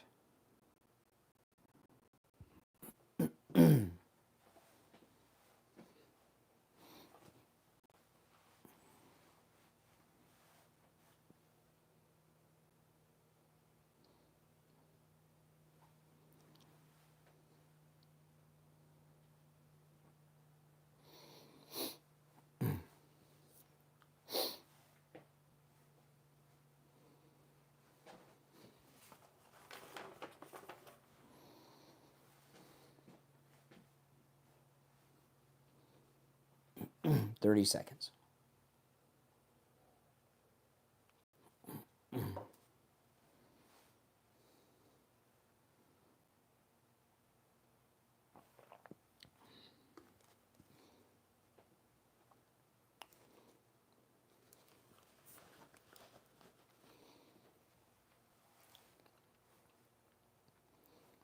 Welcome back, everyone. I'm Brian Craig. You're listening to the Steve Kane Show, Florida's longest-running radio show. And I want to add on to what I was talking about before the break, but I had to break. Just to recap, and then I want to finish with this, because there's something, let me tell you, President Trump is the smartest man to ever be president of the United States. There's no one been even close. And he is working on things on levels that mortal men cannot understand, okay? But when things start to happen, the pieces come together. And a lot of times they seem unrelated, okay?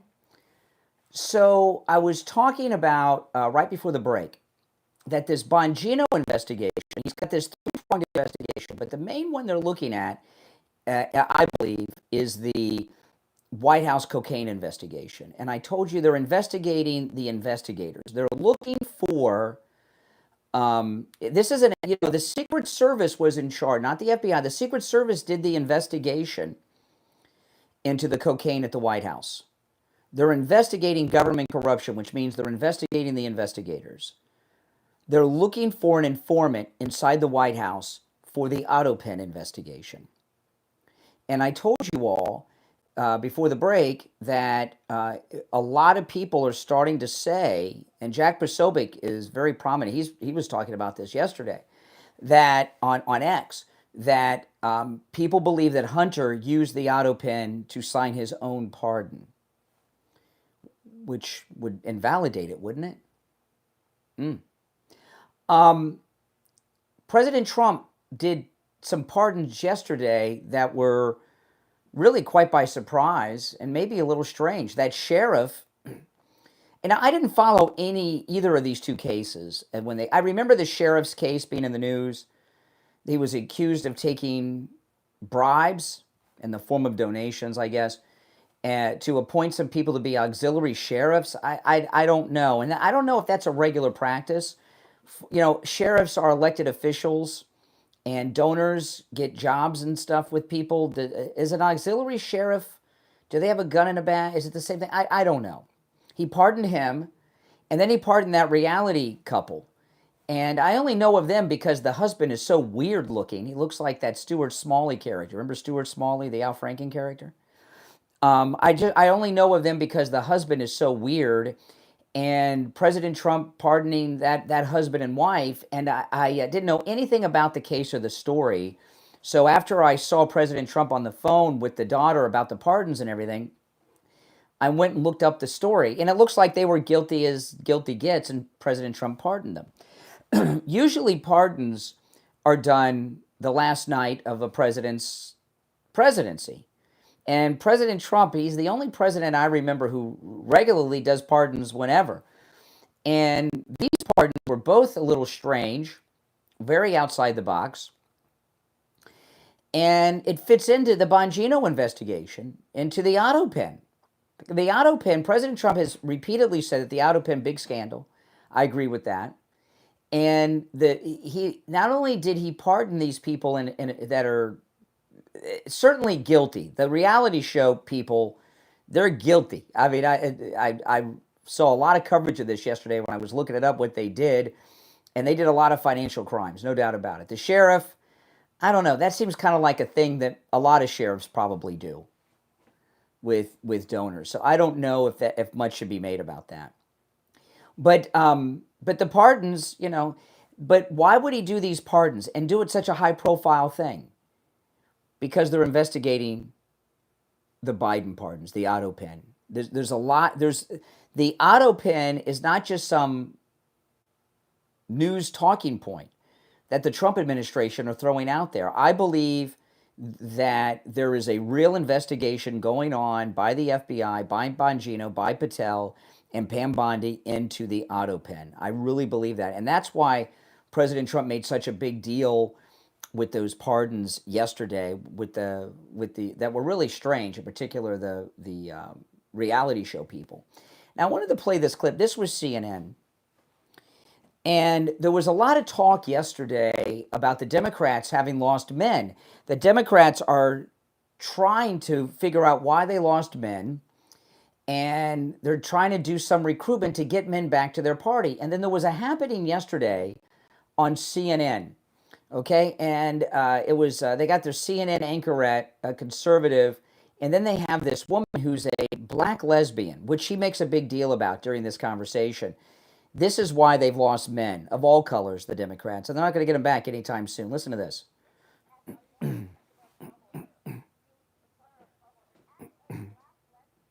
Ugh. When has President Trump said anything about black lesbians' genetics? I missed that.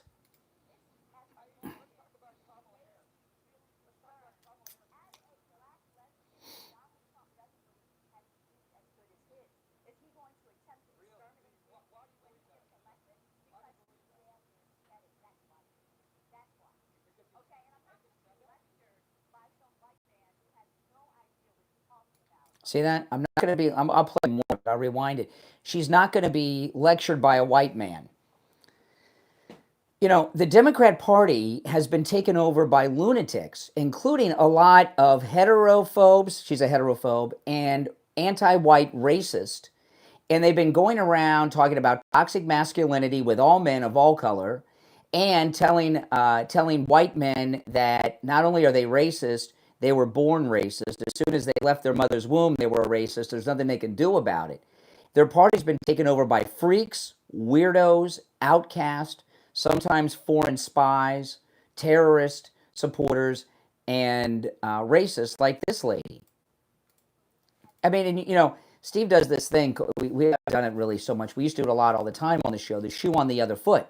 She says, I'm not going to be lectured by a white man. What would have happened to this white guy if he was said, I'm not going to sit here and be lectured by a black woman? What do you think would happen? He'd be done. You'd never see him on TV again. He'd be so canceled. He'd be because it's racist. And what she said is racist too. This is why they've lost men.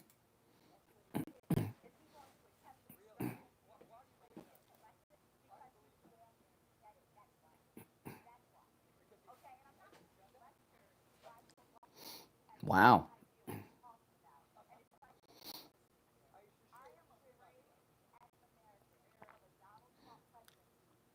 See, she won't stop talking, not because she's rude. She will not address white people, in particular white men. She's a heterophobe, and she hates white people, too.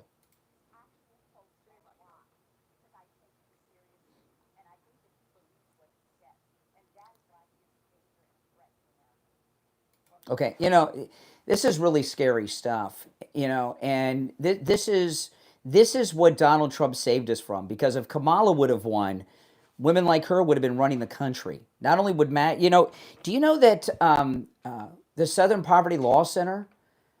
Have you seen what they've done with Charlie? I'm going to share. Steve will be joining us after the top, and we do have to do some recapping on the big beautiful bill. But I think I'm going to look what they have done with Turning Point USA and Charlie Kirk is insane. We'll get to that after the break. I want to remind you guys about the free doorbell camera offer from Slomin's. You can get this doorbell camera not just for yourself and your family in your own home. You can give it as a gift to your adult children. Your kids home from college, they going back to college, get that doorbell camera for their apartment at college. You'll love it. You get it for mom and dad, grandma or grandpa. They'll love it. Okay? The free doorbell camera offer that connects directly to your smartphone is available to you from Slomin's with the installation of your Slomin's Shield. They're also going to give you a customized home security system as well as a professional installation when you use their low-cost central station monitoring. So you get an LED touchscreen, a motion detector, 10 contacts, a lifetime warranty, and a backup battery. Plus, you'll receive a free doorbell camera with the installation of your Slomin Shield. Give them a call, 1-833-283-5050. That's 833-283-5050. 833-283-5050. All right, 2 hours down. Where is the show gone? It's flown by today. 1 hour to go. Steve Kane will be joining us after the top. We'll go to Steve and your calls. Our number is toll-free, 1-888-465-2631. Calls on hold. You hang in there. 888-465-2631. It's a toll-free call no matter where you're tuned into us. My name is Brian Craig. This is the Steve Kane Radio Show, Florida's longest-running radio show, on the radio since 1977. We'll be back right after our top-of-the-hour break.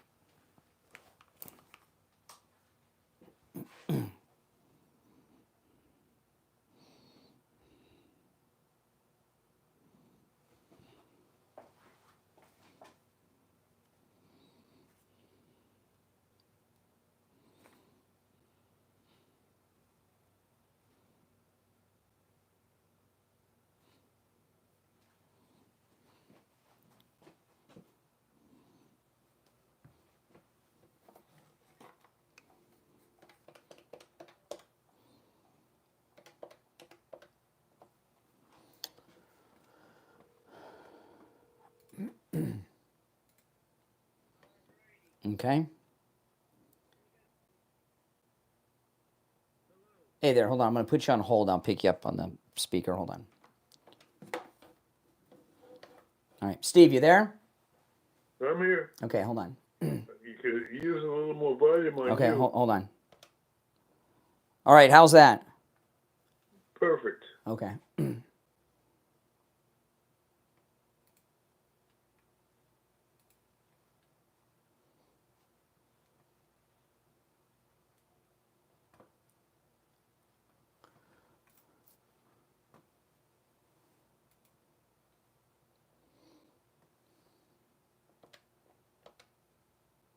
Okay, I got a few things I wanted to go over with you, and I wanted to recap a couple things. But did you have something? Sure.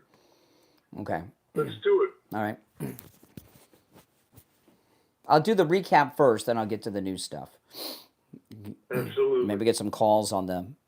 I think you'll disagree with me on my thing, but you might not. Well, that'll make it easy if we can disagree. Mm-hmm.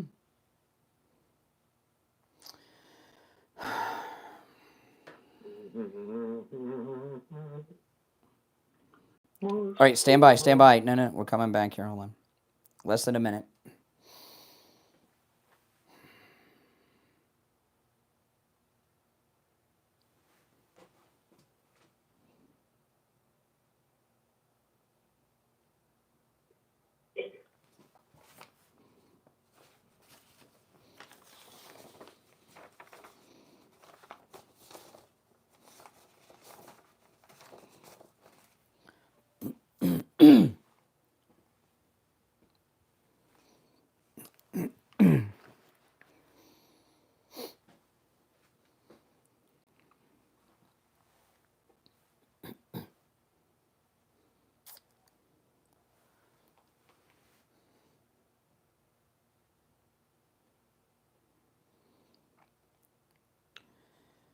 All right, hour number 3 has begun. Callers on hold, you stand by. I'm Brian Craig. It's the Steve Kane Show, Florida's longest running radio show. Steve Kane joining us. Hey, Steve. Good morning. Hey, a lot is happening. I was going to recap, but before I do, there's a couple things I wanted to mention to you that I haven't gotten to yet, and I'll forget if we don't, okay? One of the most important people in the Republican Party and in the MAGA movement is Charlie Kirk with Turning Point USA. Okay, and we've got the youth vote, and it's growing. And I was talking yesterday before you joined the show. David Mamet, who's the Hollywood screenwriter and playwright and director who wrote Glengarry Glen Ross.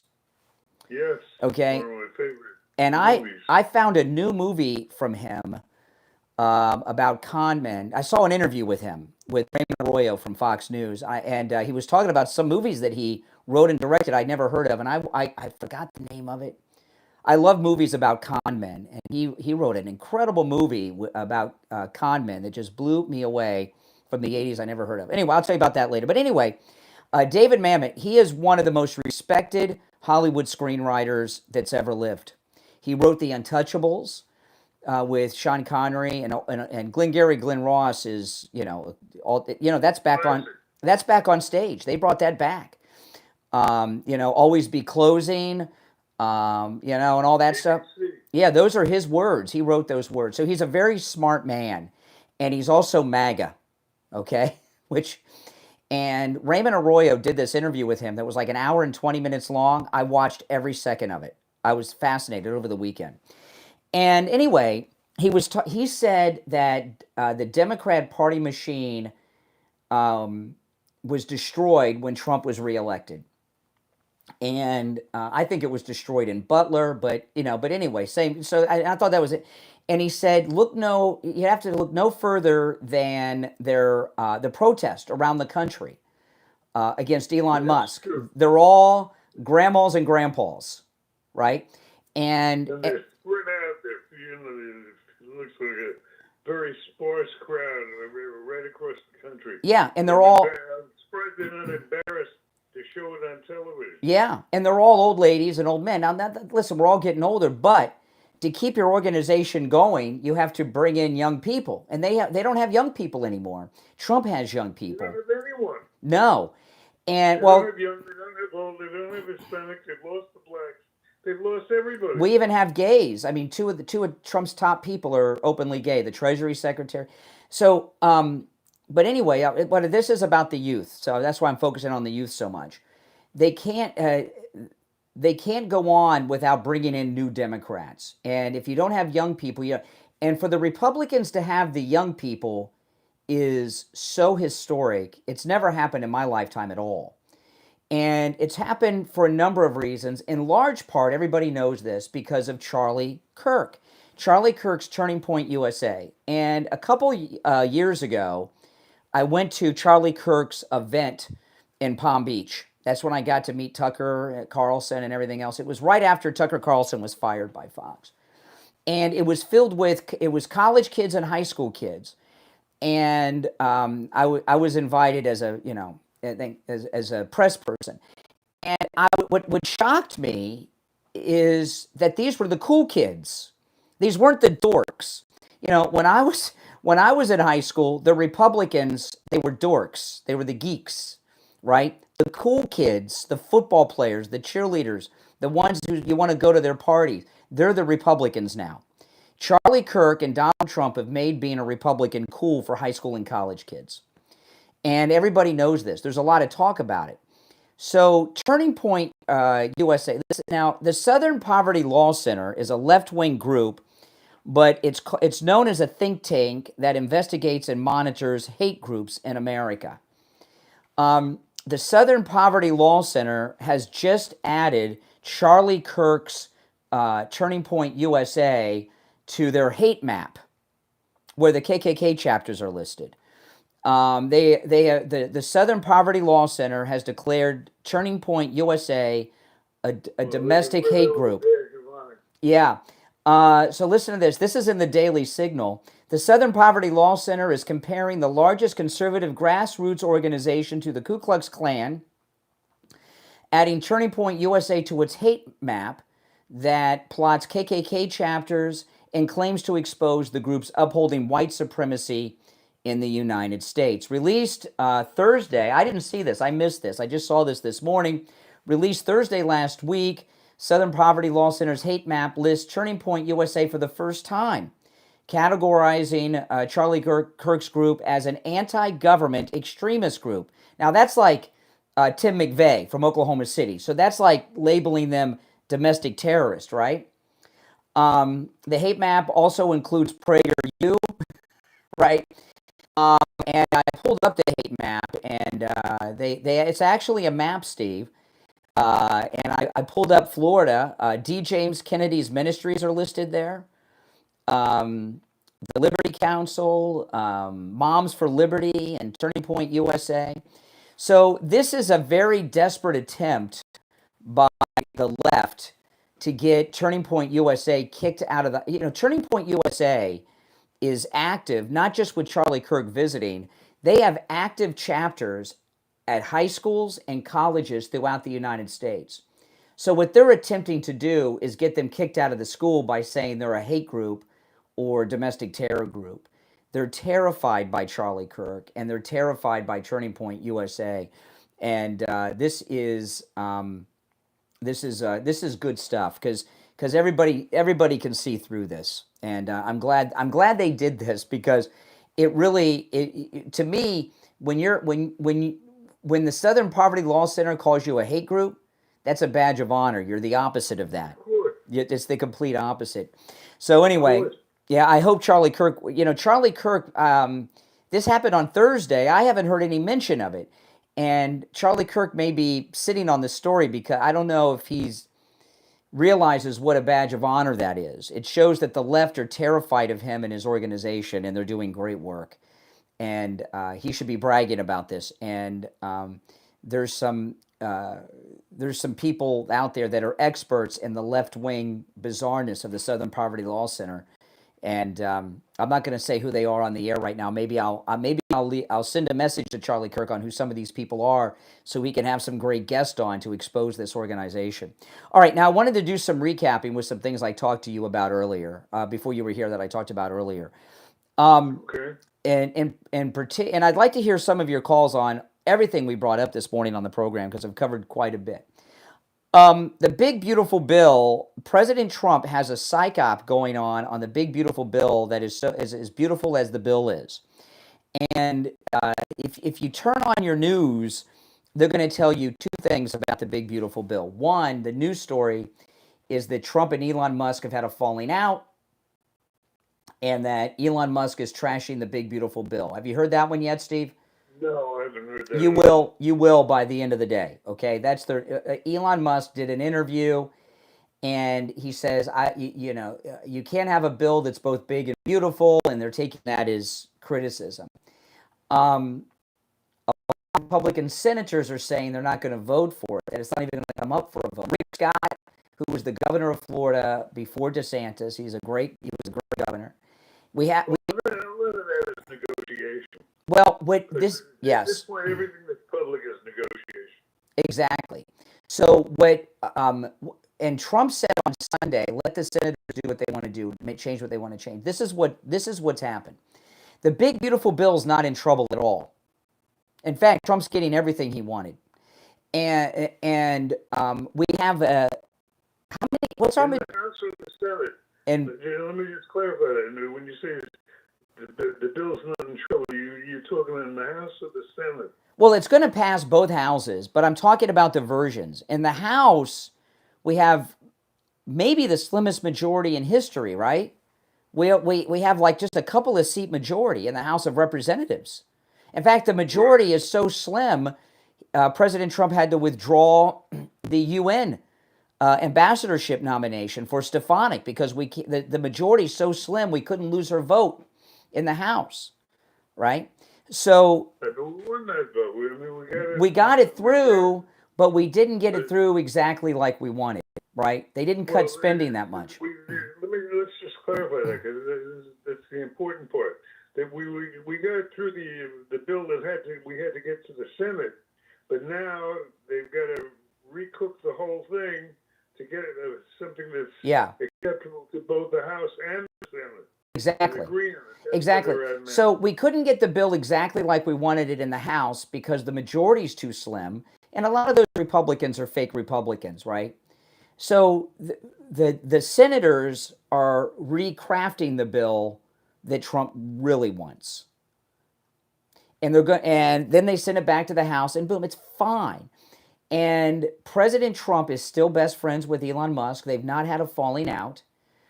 Before he started working for Doge, they said he would be leaving in May before he even started working for Doge. He's got some big companies to run, and yesterday he had that successful rocket launch of that new rocket is. That's the largest. That rocket is the largest rocket that's ever been launched in the history of any space program, bigger than the Apollo rockets, the Saturns. Okay, so he had the lead. They are. And if you notice, Trump isn't freaking out about the bill. He's very relaxed about the bill. Everything's going fine. But these never Trumpers in the media, because they hate Trump so much, they can't see that. All they see are some Republicans are standing up against it. The Republicans are getting rid of all that pork that the fake Republicans in the House put in there. That's all. It's going to be fine. Trump's getting everything he wants, and Elon Musk is still with Trump. Okay, Elon's said a couple of negative things just to throw them off. Because if Elon doesn't approve of it, it must be good. Because anything Elon approves of, they hate. I'm glad to hear that. So what are we going to worry about next? Oh, there's always something to worry about. But I'll tell you, what I got to worry about is taking our breaks on time. So if you're on hold, hang in there. We're going to take our first break of the third hour. It's the Steve Kane Show. I'm Brian. We'll be right back. Okay. You there, Steve? Yes, I am. Okay, hold on. Take some calls. Get back.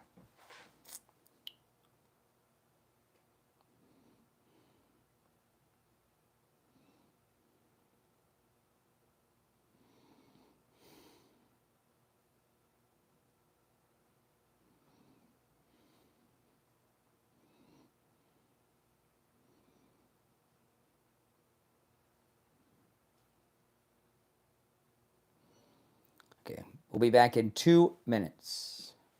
Okay.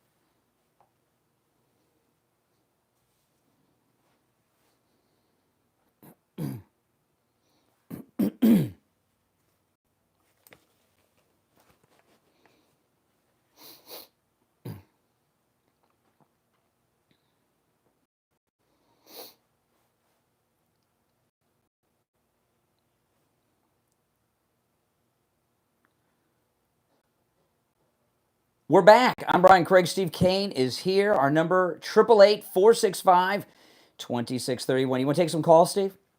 Let's do it. All right, let's go. All right. You're on the air. What's your name? Where are you calling from? Yeah, good morning, Brian. Good morning, Steve. Richie This the is Richie the bus driver. What's up? Richie, how are you? I'm fine now. We're going to get into it because this is basically to Discredit. Okay. It's not to turn it's not to turn Brian against you, Steve, or vice versa. And it's not jealousy, and it's not fake MAGA, and it's not all that garbage. Okay, here's the fact: any big bill that goes, pardon? I say, Here's the fact. Okay, any big bill that goes into Washington D.C. is a tragedy. It's been that since Nancy Pelosi. The point is that President Trump needs this bill to pass because of his campaign promises and the taxes that are going to go up astronomically if it doesn't pass, which it will pass, because eventually they're going to get all their pork in there. Because that's what you're saying. Richie, what you're saying in essence, which is true, the reason it's going to pass is because the failure is not an option. Absolutely not. You're right. So when Brian says, well, it's going to pass, don't worry about it, but it's going to be full of pork. And Elon Musk is 100% right. It's not that he's against Trump. This thing is being flooded with pork, which is basically going to wash out all the good. And the fact is that he needs the good in there. Richie, let's see. I love you and me. I love the controversy, but we got to deal with some realities here. What's true with the Democrats is true with the Republicans too. Both parties, there's no option but to pass it, because not to pass it, the alternative to not passing it is default, which is a catastrophe. So that's not an option, so they've got to pass it. And there's going to have to be compromise. Right. So what's the controversy? All right, the controversy is the next bills that come through next year, even with the small majority, have to be small bills. They can't do these giant things every year to say that's what a lot of the Okay, let me tell you about, historically, you would be right? You don't want to have a big, all the bills are big, but to have a big bill sounds crazy. President Trump I talked about this about a week or two ago on the program. President Trump has a strategy that has never been tried before by a president. Usually by this point, they have several bills that have gone through. This is President Trump's first bill. And what he's done is he's put everything into one big bill instead of having a bunch of small bills. And I'm telling you what we're going to find out. Steve, you're right on the money. Failure's not an option, so they're going to pass it. Remember that thing remember what Pelosi said during who was it that said during Obamacare, we got to pass it so we can find out what's in it? Was that Pelosi or John Kerry, one of those people? We got to pass Pelosi, yeah, we got to pass it so we can find out what's in it. When this bill passes, it is filled with a bunch of stuff that no one's talking about, that we don't even know that's in there right now.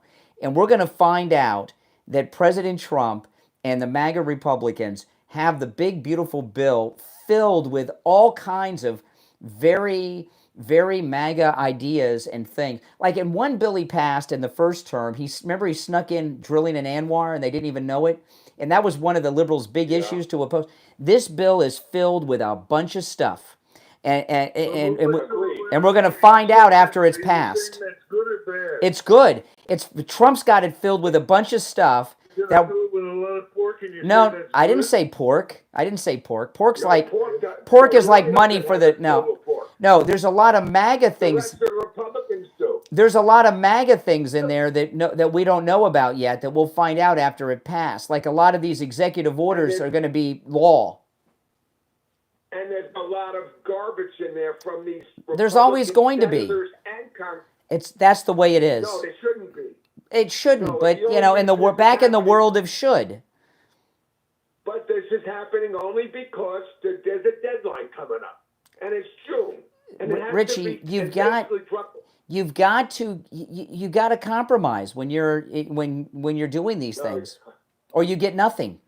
And I'm going to say something else. Now I'm going to bring this up because you basically run Steve off when Steve makes a comment like you know what you're talking about. And I'm going to tell you right now, I don't think you know what you're talking about. I'm bringing up something you brought up yesterday. I hope you let me do this. Iran. Right. You brought it, Iran, because you have no clue of what you're talking about. We are already at war with Iran. You just don't get it. That famous actually that they believe in the afterlife more than they believe in life, and they want to kill you, and you don't get it. You think you could ignore it, and if they're not the kamikazes, and they're not the Germans. These people are religious fanatics.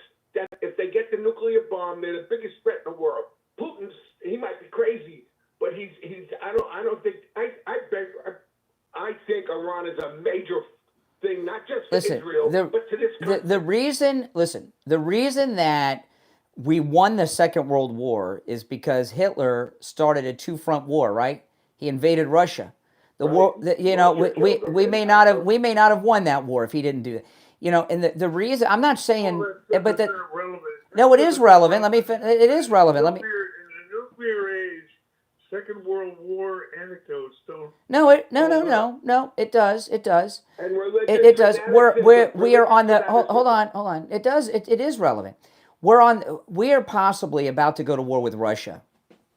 Putin's lost his mind. He's completely insane right now. You don't want to have a two-front war with Russia and Iran.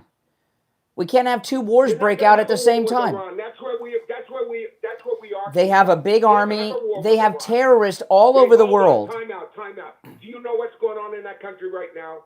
You hung up on me the other day when I brought up the fact that most of Iran is Persian, and that government is falling apart because the people within. They told us already. Yes. Don't worry about it. Take out that nuclear site. We'll handle the rest.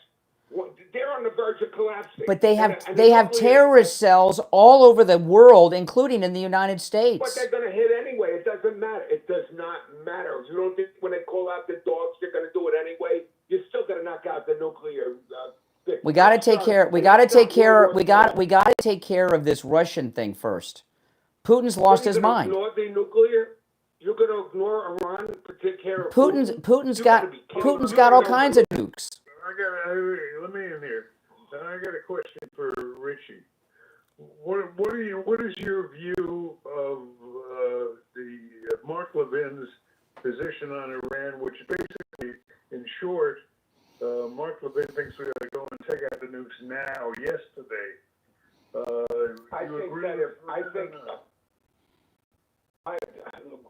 Levin is saying exactly what I've said for a long time. There's certain times you can negotiate, but there's certain times you cannot negotiate with maniacs like this that want to kill you. I'm with you. I just want to clarify immediately. That, I agree with immediately. It should be done. And Trump is looking weak by not doing it because he's already passed in 60 days. You think you're going to send this guy up there and he's Witkoff or whatever, and he's going to be able to talk these maniacs out? They're going to lie to his face. Worse than that, I think there were people who were starting to think that getting the Nobel Peace Prize is more important to him than taking out the nukes. And he's got to get them out. And that will not be World War III. They will not attack anybody. They're weakened right now. Their economy is in shambles. There's not World War III. We take them out. Brian thinks it's World War III. It's impossible. I'm with you and Mark Levin. Impossible. All right. Take care, Richie. Brian, I can't believe it. Okay, all right. Now I want to tell you guys about Coastal Weight Loss Secret.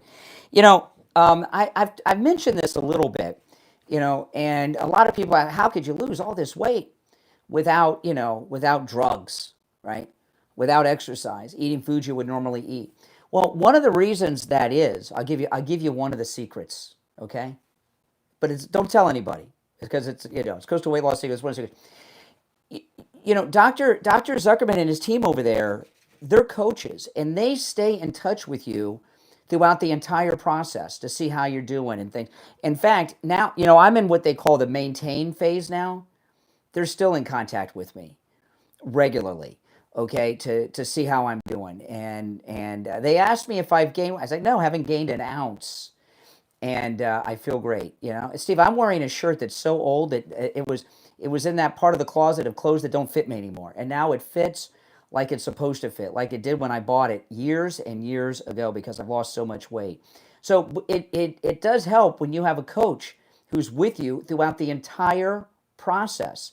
And it's with regular check-ins and everything, and it's a wonderful thing.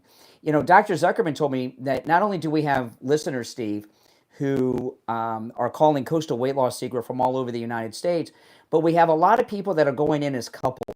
And I know how it is with my wife, we eat the same food, right? So chances are you're eating what your spouse is eating. And so if one of you got a weight issue, the other one wants to lose a few pounds too, and do it together. And I'm going to give you the number. When you call, make sure you tell them you heard about them on the True Oldies channel. And I know I've heard from listeners out there, men and women, who just telling me about their great success. And those of you in the listening audience that have been messaging me and complimenting me on my weight loss, thank you. You know how it is, Steve. In this kind of business, you only usually hear from the people like Richie that are always griping and insulting you. It's nice to get complimented from the listeners. We don't get. Yeah, exactly. So give Coastal Weight Loss Secret a call. Here's the number: 561-247-6300. 561-247-6300. And online, coastalweightlossecret.com. It's the Steve Kane Show. We'll take our bottom of the hour break and be right back.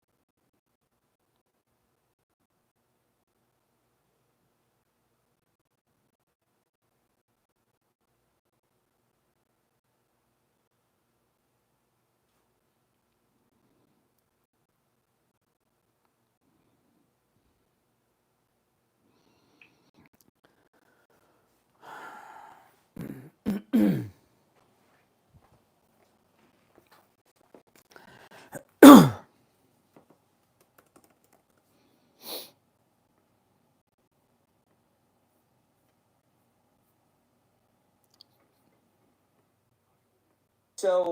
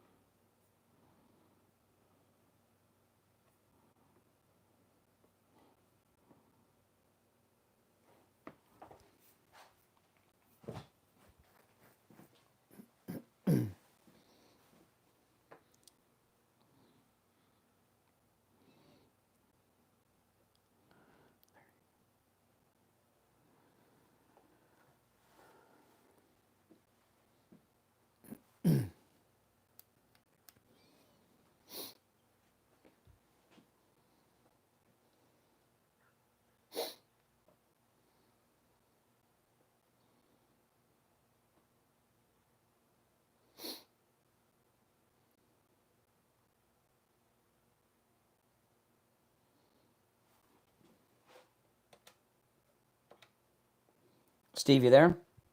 Yes. Okay, hold on. Oh, lost track of when we're coming back. Okay, we're. Just break on my toe. Yep. 10 seconds.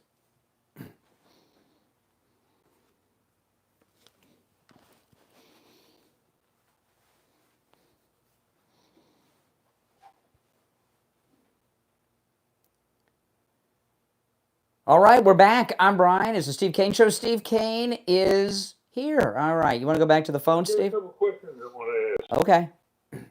I finally got my answer to the question about how Richie feels about Iran and taking out the nukes. I'm glad to hear that. He agrees with me. But I have two questions. Number one, can Donald Trump take out the nukes under any circumstances in Iran and still win the Nobel Peace Prize?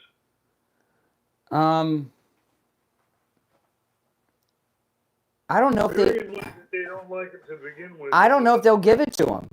I don't think they'll give it to him. I don't think the Nobel Committee will give it to him. I agree with that, but I don't think that's the question.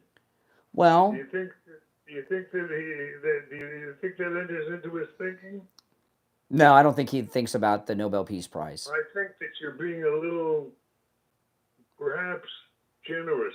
Really? In your answer. You think he wants? You think he's like making decisions based on getting the prize? What prize? Look, anybody would want it. It's not a question of wanting it.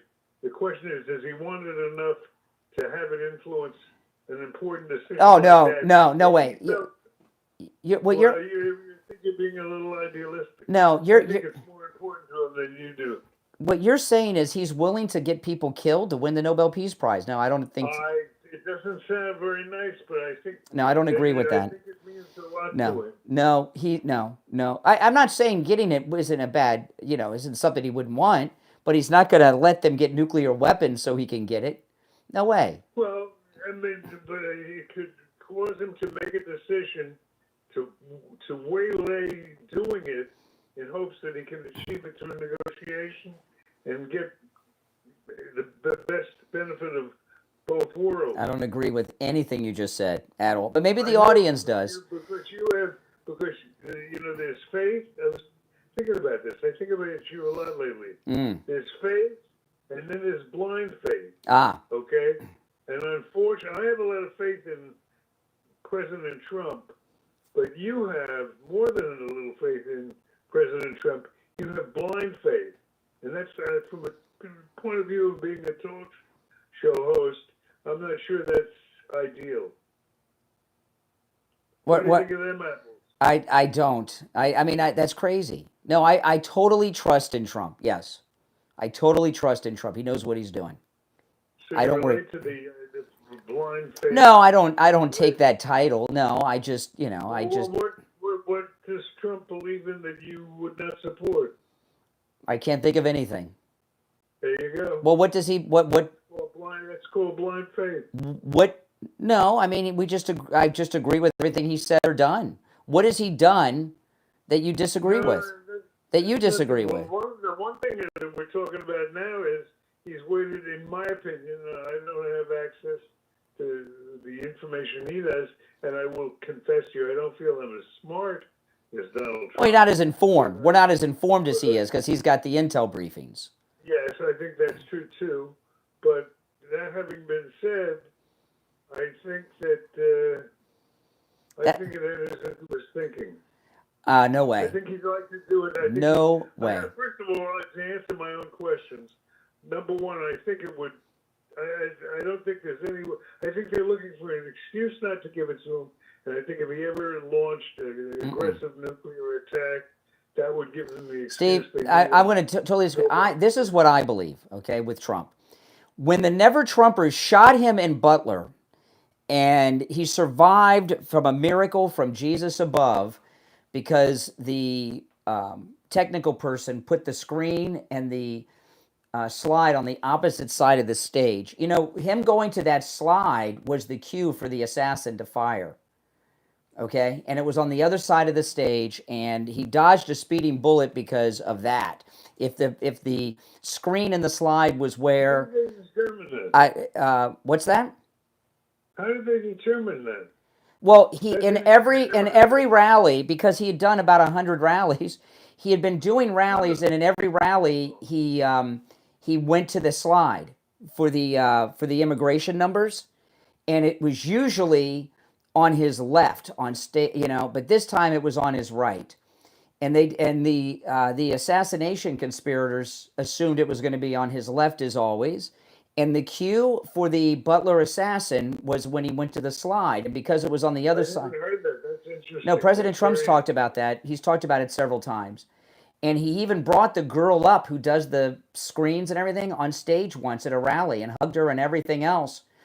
And I'd love to get the audience's reaction. well, let me finish. And President Trump getting shot by the Never-Trumpers in Butler changed him.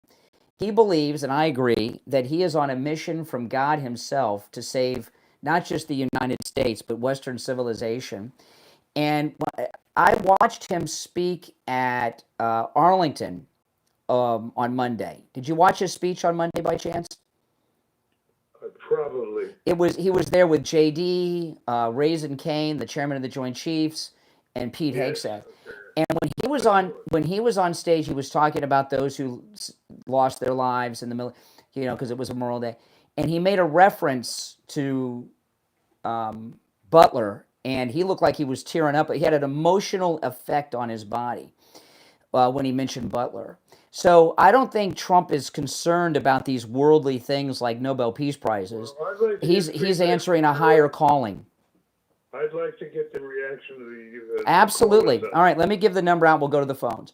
1-888-465-2631. 888-465-2631. All right, let's go. You're on the air. What's your name? Where are you calling from? Good morning, Brian. This is Barbara in Baltimore. I just wanted to let you know I agree with you about President Trump. Everything that he's doing and has done, actually, I do agree with. And I think the critics haven't really, I don't know, they don't really understand him. I don't think they understand the way he operates. Mm-hmm. And he doesn't put all his cards on the table. And I get into discussions with people all the time. They're like, well, why is he doing this? And why is he doing? He's doing the things that he does. Everything has a reason. Everything has a reason. And with him, I just believe that's it. And I just saw on Truth Social, Marjorie Taylor Greene says that the Doge cut the bills, actual bills, will start on Monday. I'm very excited about that because I think that's going to shut down all the critics. Yeah. About, well, there are no cuts. Yeah, I kept, well, it's not about, well, how are you doing this, Steve? Haven't heard from you. I'm doing good. But hi. I'm glad to hear your voice.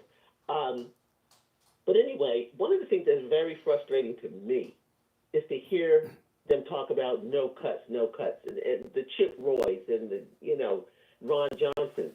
Well, what about all of the billions that they found that were being stolen?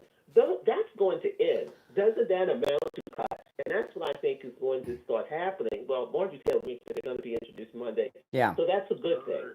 So those cuts are going to go be put into place. Mm-hmm. But I think President Trump is, I think he's spot on with what he's doing.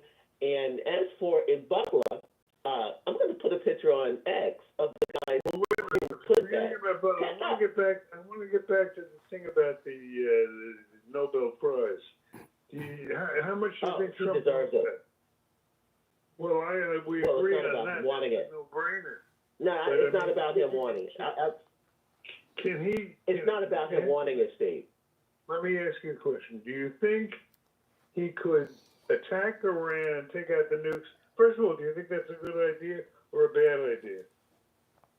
Well, President Trump is not going to attack Iran. That's not an idea at all. I don't have an opinion because it's not going to happen. Why did we? Because it's nonsensical.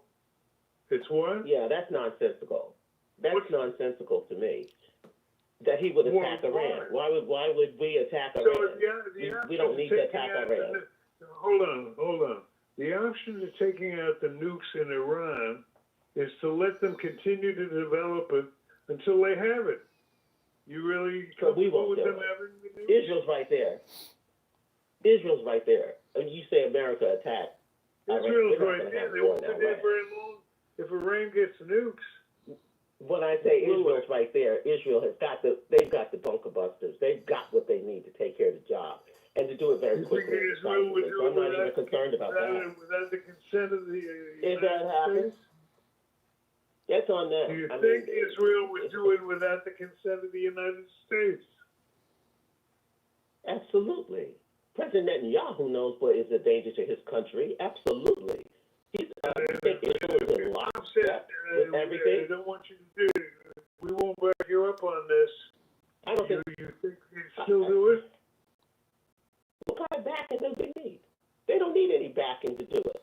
It'll be done. It'll just be a done deal if it happens. happens. There's not going to be any afterthought of what did you think and did you should you have. They don't need to have. All right, hey Barbara, we gotta. It's good to hear from you. We got to run for our break. I'm going to put everybody on hold and come back with William Youngerman. All right, don't go anywhere. Yep. Back after this.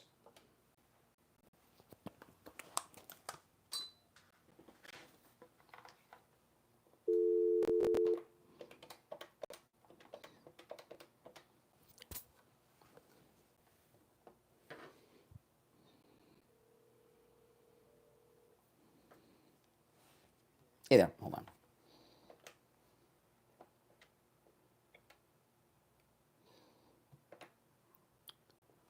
Steve, you there? Steve?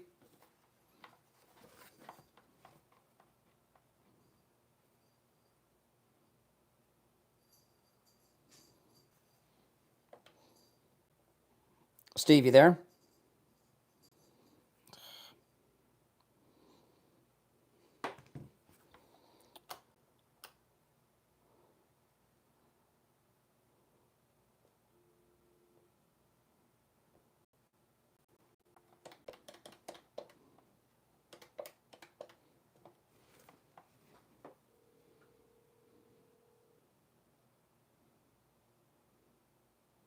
Hey, Steve, hold on. Steve, you there? What? Steve, shh, you there? What? Stand by. I'm Yes. gonna get William. Can you- Yeah, I can. All right, William, you there? Yes, I am. Stand by. Here we go. Stand by, Can you Steve. hear me? Yep, I can. Stand by. All right, we're back. It's time to check in with William Youngerman, as we do every weekday morning at this time, with the Morning Gold and Precious Metals Report. All right, William Youngerman, how's gold and other metals looking today? Stable, very stable. Very good buying opportunity yesterday with gold pulling back about $41.10, closing out the day at $3,300 after trading in a range of $32.83 all the way up to $33.09. Gold seemed to be bidding or building a base around that $3,300 number. Remember, that's only just $200 from the all-time record high that we set, intraday high of $3,500. So gold's doing very well in relationship to the highs and to the building of a good floor here. Silver, similar, $33.22, down 20 cents yesterday. Platinum was down $8 at $1,079, and palladium lost $11 at $960. Overnight, we saw gold trade in a range of $32.90 all the way up to $33.27. Right now, we're at $33.13. That's up $13. Silver down 2 cents at $33.20. Silver also building a floor around that $33 number, a good base for silver. Platinum, $1,085 right now, up $6, and palladium down $4 at $956. So the markets are doing kind of generally what they do this time of year after a nice move in the early spring. So this is typical of gold and the metals. So we'll see where this goes from here. But I think we're building some strong bases for going much, much higher. Oh, yeah, absolutely. Now, let me ask you with silver, silver's looking really good. What are some of the best buys in silver right now? Really, the 90% is at a fabulous buy right now. The 90% silver coins that we've talked about before. And just about all of the products have minimal premiums to them so that you can buy them and not have to pay a big premium over the price of silver. So you can pick and choose what you like, but we have it all in stock for immediate delivery. You know, in the 90% silver, I just just a couple years ago, because I like 90% silver, because, you know, when I was a kid, you know, Grandpa had it in his pocket, and I'd get it, the quarters and $50. And a couple years ago, you were telling me, Brian, it's too high right now, the 90% silver. Just wait. So, and now it's priced to buy. So those of you that are into 90% silver, you heard William Youngerman. It's a good time. All right, now you can stop in at William Youngerman's. The address is 150 East Palmetto Park Road in Boca, on the first floor of the Bank of America building, just east of US 1 Federal Highway on the south side of Palmetto Park Road. And you can give him a call. He opens up at 10 a.m., 1-800-327-5010. That's 1-800-327-5010. And online, WilliamYoungerman.com. Hey, William, on the 90% silver, are most 90% silver buyers are they like, I'm in the $50, I'm into the quarters, or do people buy like a random bag? How do you have it available? Yeah, we have it available separated in dimes, quarters, and half dollars for everybody, and they can pick and choose which denomination they like, or they can get a little bit of each of them if they prefer. Yeah. All right. There you go. All right, William Herman, good to talk to you, and we'll touch base tomorrow. Okay. Have a great day. Thank you. All right. Take care. All right, Steve. I'm going to go back to the phones. Okay. Let's do it. All right. Let's find out which side are the callers on. You're on the air. What's your name? Where are you calling from? Hey, this is Bill from Chicago. Hello. Hey, I got a question for Brian. I know it's not on the show today, but you talked about it earlier on the YouTube about your air conditioner. Yes. Okay, they said it was the breaker that was bad. Yes. Okay. Let me ask you a question. Did they charge you, or was it under warranty? It was under warranty. You know, Steve, yesterday my AC broke at around 2 in the afternoon when it was 93 degrees. No, it's under warranty and there was no charge. Okay, cool. 'Cause I'll tell you right now, a lot of people look at their breaker and it looks like it's on, but what happens is it pops. Well, listen. If we talk about that any longer, this show is going to... Wait, Brian. Yeah. Are you in the... No, he's in Chicago, Steve. He's in Chicago. He's not... Yeah. Oh, okay. Yeah. We need a good air conditioner sponsor for the summer months. No doubt about it. I have a great guy, but he's out of business. But if we keep talking about electrical breakers, the Steve Kane show will turn into the Joyce Kaufman show. Unlistenable, boring, and no one will be tuned in. I love you, Brian. Yeah, Brian, I love you, buddy. All right, take care. Okay, God bless. You know, Steve, one of our cruisers on the last cruise says, "Why are you always giving Joyce a hard time?" I said, she did me wrong 35 years ago. She shouldn't have done that. Okay. You hold a mean grudge. No, I don't. Every time, what I told them was, I said, listen, nobody even knows she's on the air anymore. Every time I take a jab at her, it's a free promo. Okay, let's go. Not that they'll stay there for very long. You're on the air. What's your name? Where are you calling from? Good morning. Ivy in Broward. Hey, Steve. Hey, how you doing? Hey, Uncle Steve. Nice to hear you, man. I wanted to ask you a question about the dog, but I'll leave that for Friday. Yes to your question. Can you give the Nobel Peace Prize and bomb Iran? No, he won't bomb Iran. I agree with Barbara because Israel already ran sorties in the late 70s with old planes. Now with the modern planes, they're going to be able to get in there anytime they want. And with their intelligence, they already know how close they are to doing enrichments like we've been talking about for 20 years. Ivy, hold on a second. Steve, this is the thing. I'm not for them having a nuclear bomb, and if President Trump thinks they're going to have one, and he's got a bomb, but we're on this thing with. I'm surprised at you because you were one of the first on about Putin when this war first started. Putin has lost his he's insane, according to President Trump. Things are so dangerous right now with Russia. Starting another operation with another country, we got to put Iran off unless it has to be done because the bomb's going to be ready. This doing a preemptive strike is crazy right now. I find it hard to believe that it's not ready now. I mean, they've been trying any day for months. For years, I've been hearing any day. If Butler went the way they wanted it, okay, then who is going to protect Israel? Netanyahu has to do what he has to do without, in my opinion, the approval of Trump. He will confer, but I don't think he needs his opinion. If their country feel that Iran is to the brink, then they will take action, no doubt about it. And the people of Iran don't want the people in power anymore because they're not going in the direction that what the people want. So anyone who buys oil from any other country that buys oil from Iran right now because we're trying to strangle them and we want to cut off the equipment. Imagine the old equipment they had enriching the uranium. So those things must be maintained, and we're going to cut off the money. And without the money, they cannot operate. So they won't have the equipment in order to do it. And even if they were close, imagine if Trump wasn't in power. Who's Netanyahu going to turn to? All right, you make some good points, IB. Thanks for the call. Hey, listen, I want to ask you one quick thing, Steve. On the air conditioning thing, by the way, it didn't cost me anything because it was under warranty. I don't know if you do this, but I do. I tip the guy. I tip the repairman. And when repairmen come to the house, I tip them. Do you do that? Yeah, I like to do that. Okay, Sure. yeah, so yeah, okay. It's a smart thing to do, especially now since there's no taxes on it, you know. But okay, tipping the repairmen that come to your house, smart move. Okay. I thought I might be alone in that one. You're on the air. What's your name? Where are you calling from? Brian from Deerfield. Hey, Brian. Hi, Brian. Hi, Steve. How are you today? Well, I have a couple points. Number one, are they going to give President Trump a Nobel Peace Prize? No way. Exactly. It doesn't make any difference what he does. They'll give him a bag of poop before they give him a Nobel Peace Prize. As far as the strike on the nuclear sites, yes. Biblically, we're told that's Jeremiah 49.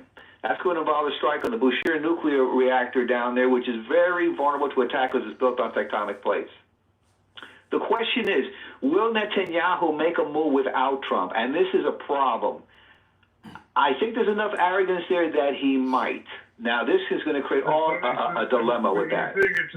You think it's a problem if he does make us, Netanyahu does make us? I think it might be. I think it might be between the relationships. Because it's going to. We're supposed to be working as a team with this. We're supposed to trust each other. This is our ally there. To make the move on their own without. And plus, you're dealing.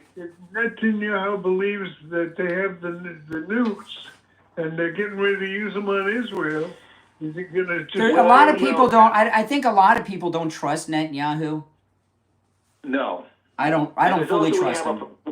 We do have a problem with egos here too. Now, I can tell you another strike you are going to see. This is Isaiah 17, the strike on Damascus and Syria, but that's not right now. That's a little bit later.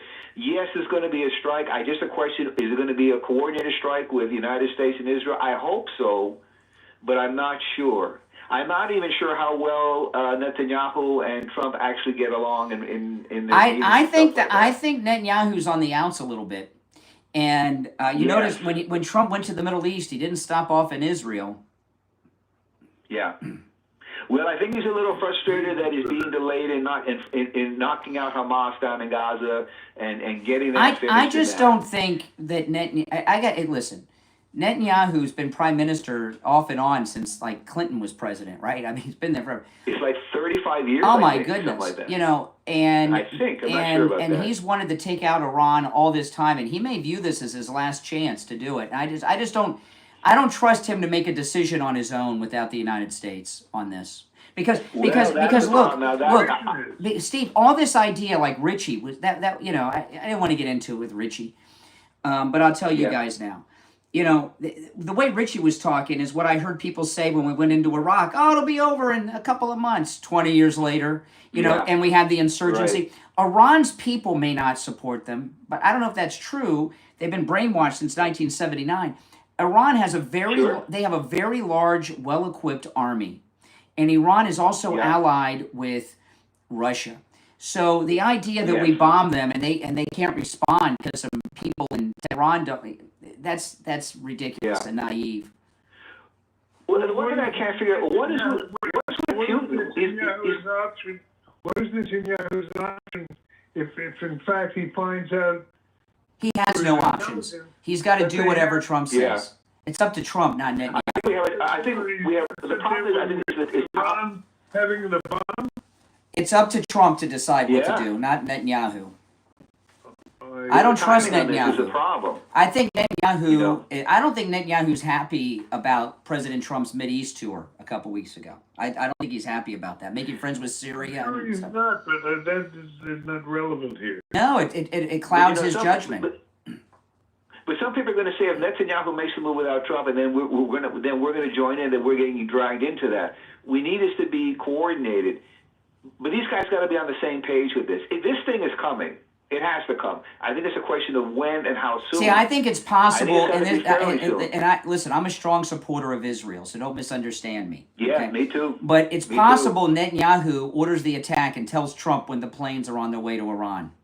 That would not surprise me. Would not surprise me at all. Do you think we see this strike this summer? I think we do. I don't know. I've been hearing about this forever, but I do know this. What is he waiting for? Maybe they don't. There's no need to start a war yet. I think he's waiting. Well, is he waiting for Trump to make the first move? Yeah. All right. Now listen, You know? I want to, there's all kinds of investments out there, right? 401ks, IRAs, money markets. I did not know this. I learned this from Joe Thomas. There's people still in CDs. I didn't know CDs were still a thing, but they are. And these may be good, but there's a couple negatives with them. Market tanks, they tank. They go up and down with the markets. But none of them guarantee you income for the rest of your life, unlike annuities that guarantee you a revenue stream for the rest of your life. When Joe Thomas was in studio, I'd asked, we've got a commercial running with one of our listeners, husband and wife, living off Social Security, so that, working class people, they're now clients of Joe Thomas with annuities. And I asked Joe Thomas, I said, when someone comes in who's a high net worth investor, right, and they invest in annuities, or someone is middle class and they invest in annuities, what's the difference between what those two people want? He said it's all the same. They don't want to risk their money and they want an income stream. And rich, middle class want the same, a revenue stream. And that's what you're going to get with an annuity. I'm going to give you Jupiter Joe's number. When you give him a call, schedule that no-charge consultation that he's offering to our listeners, which you can take advantage of no matter where you are located in the United States. And after you have that no-charge free consultation with Joe Thomas, he'll put together a custom proposal for you based on your situation, your goals, and what you need and what you want. Okay, here's the number, 561-743-0999.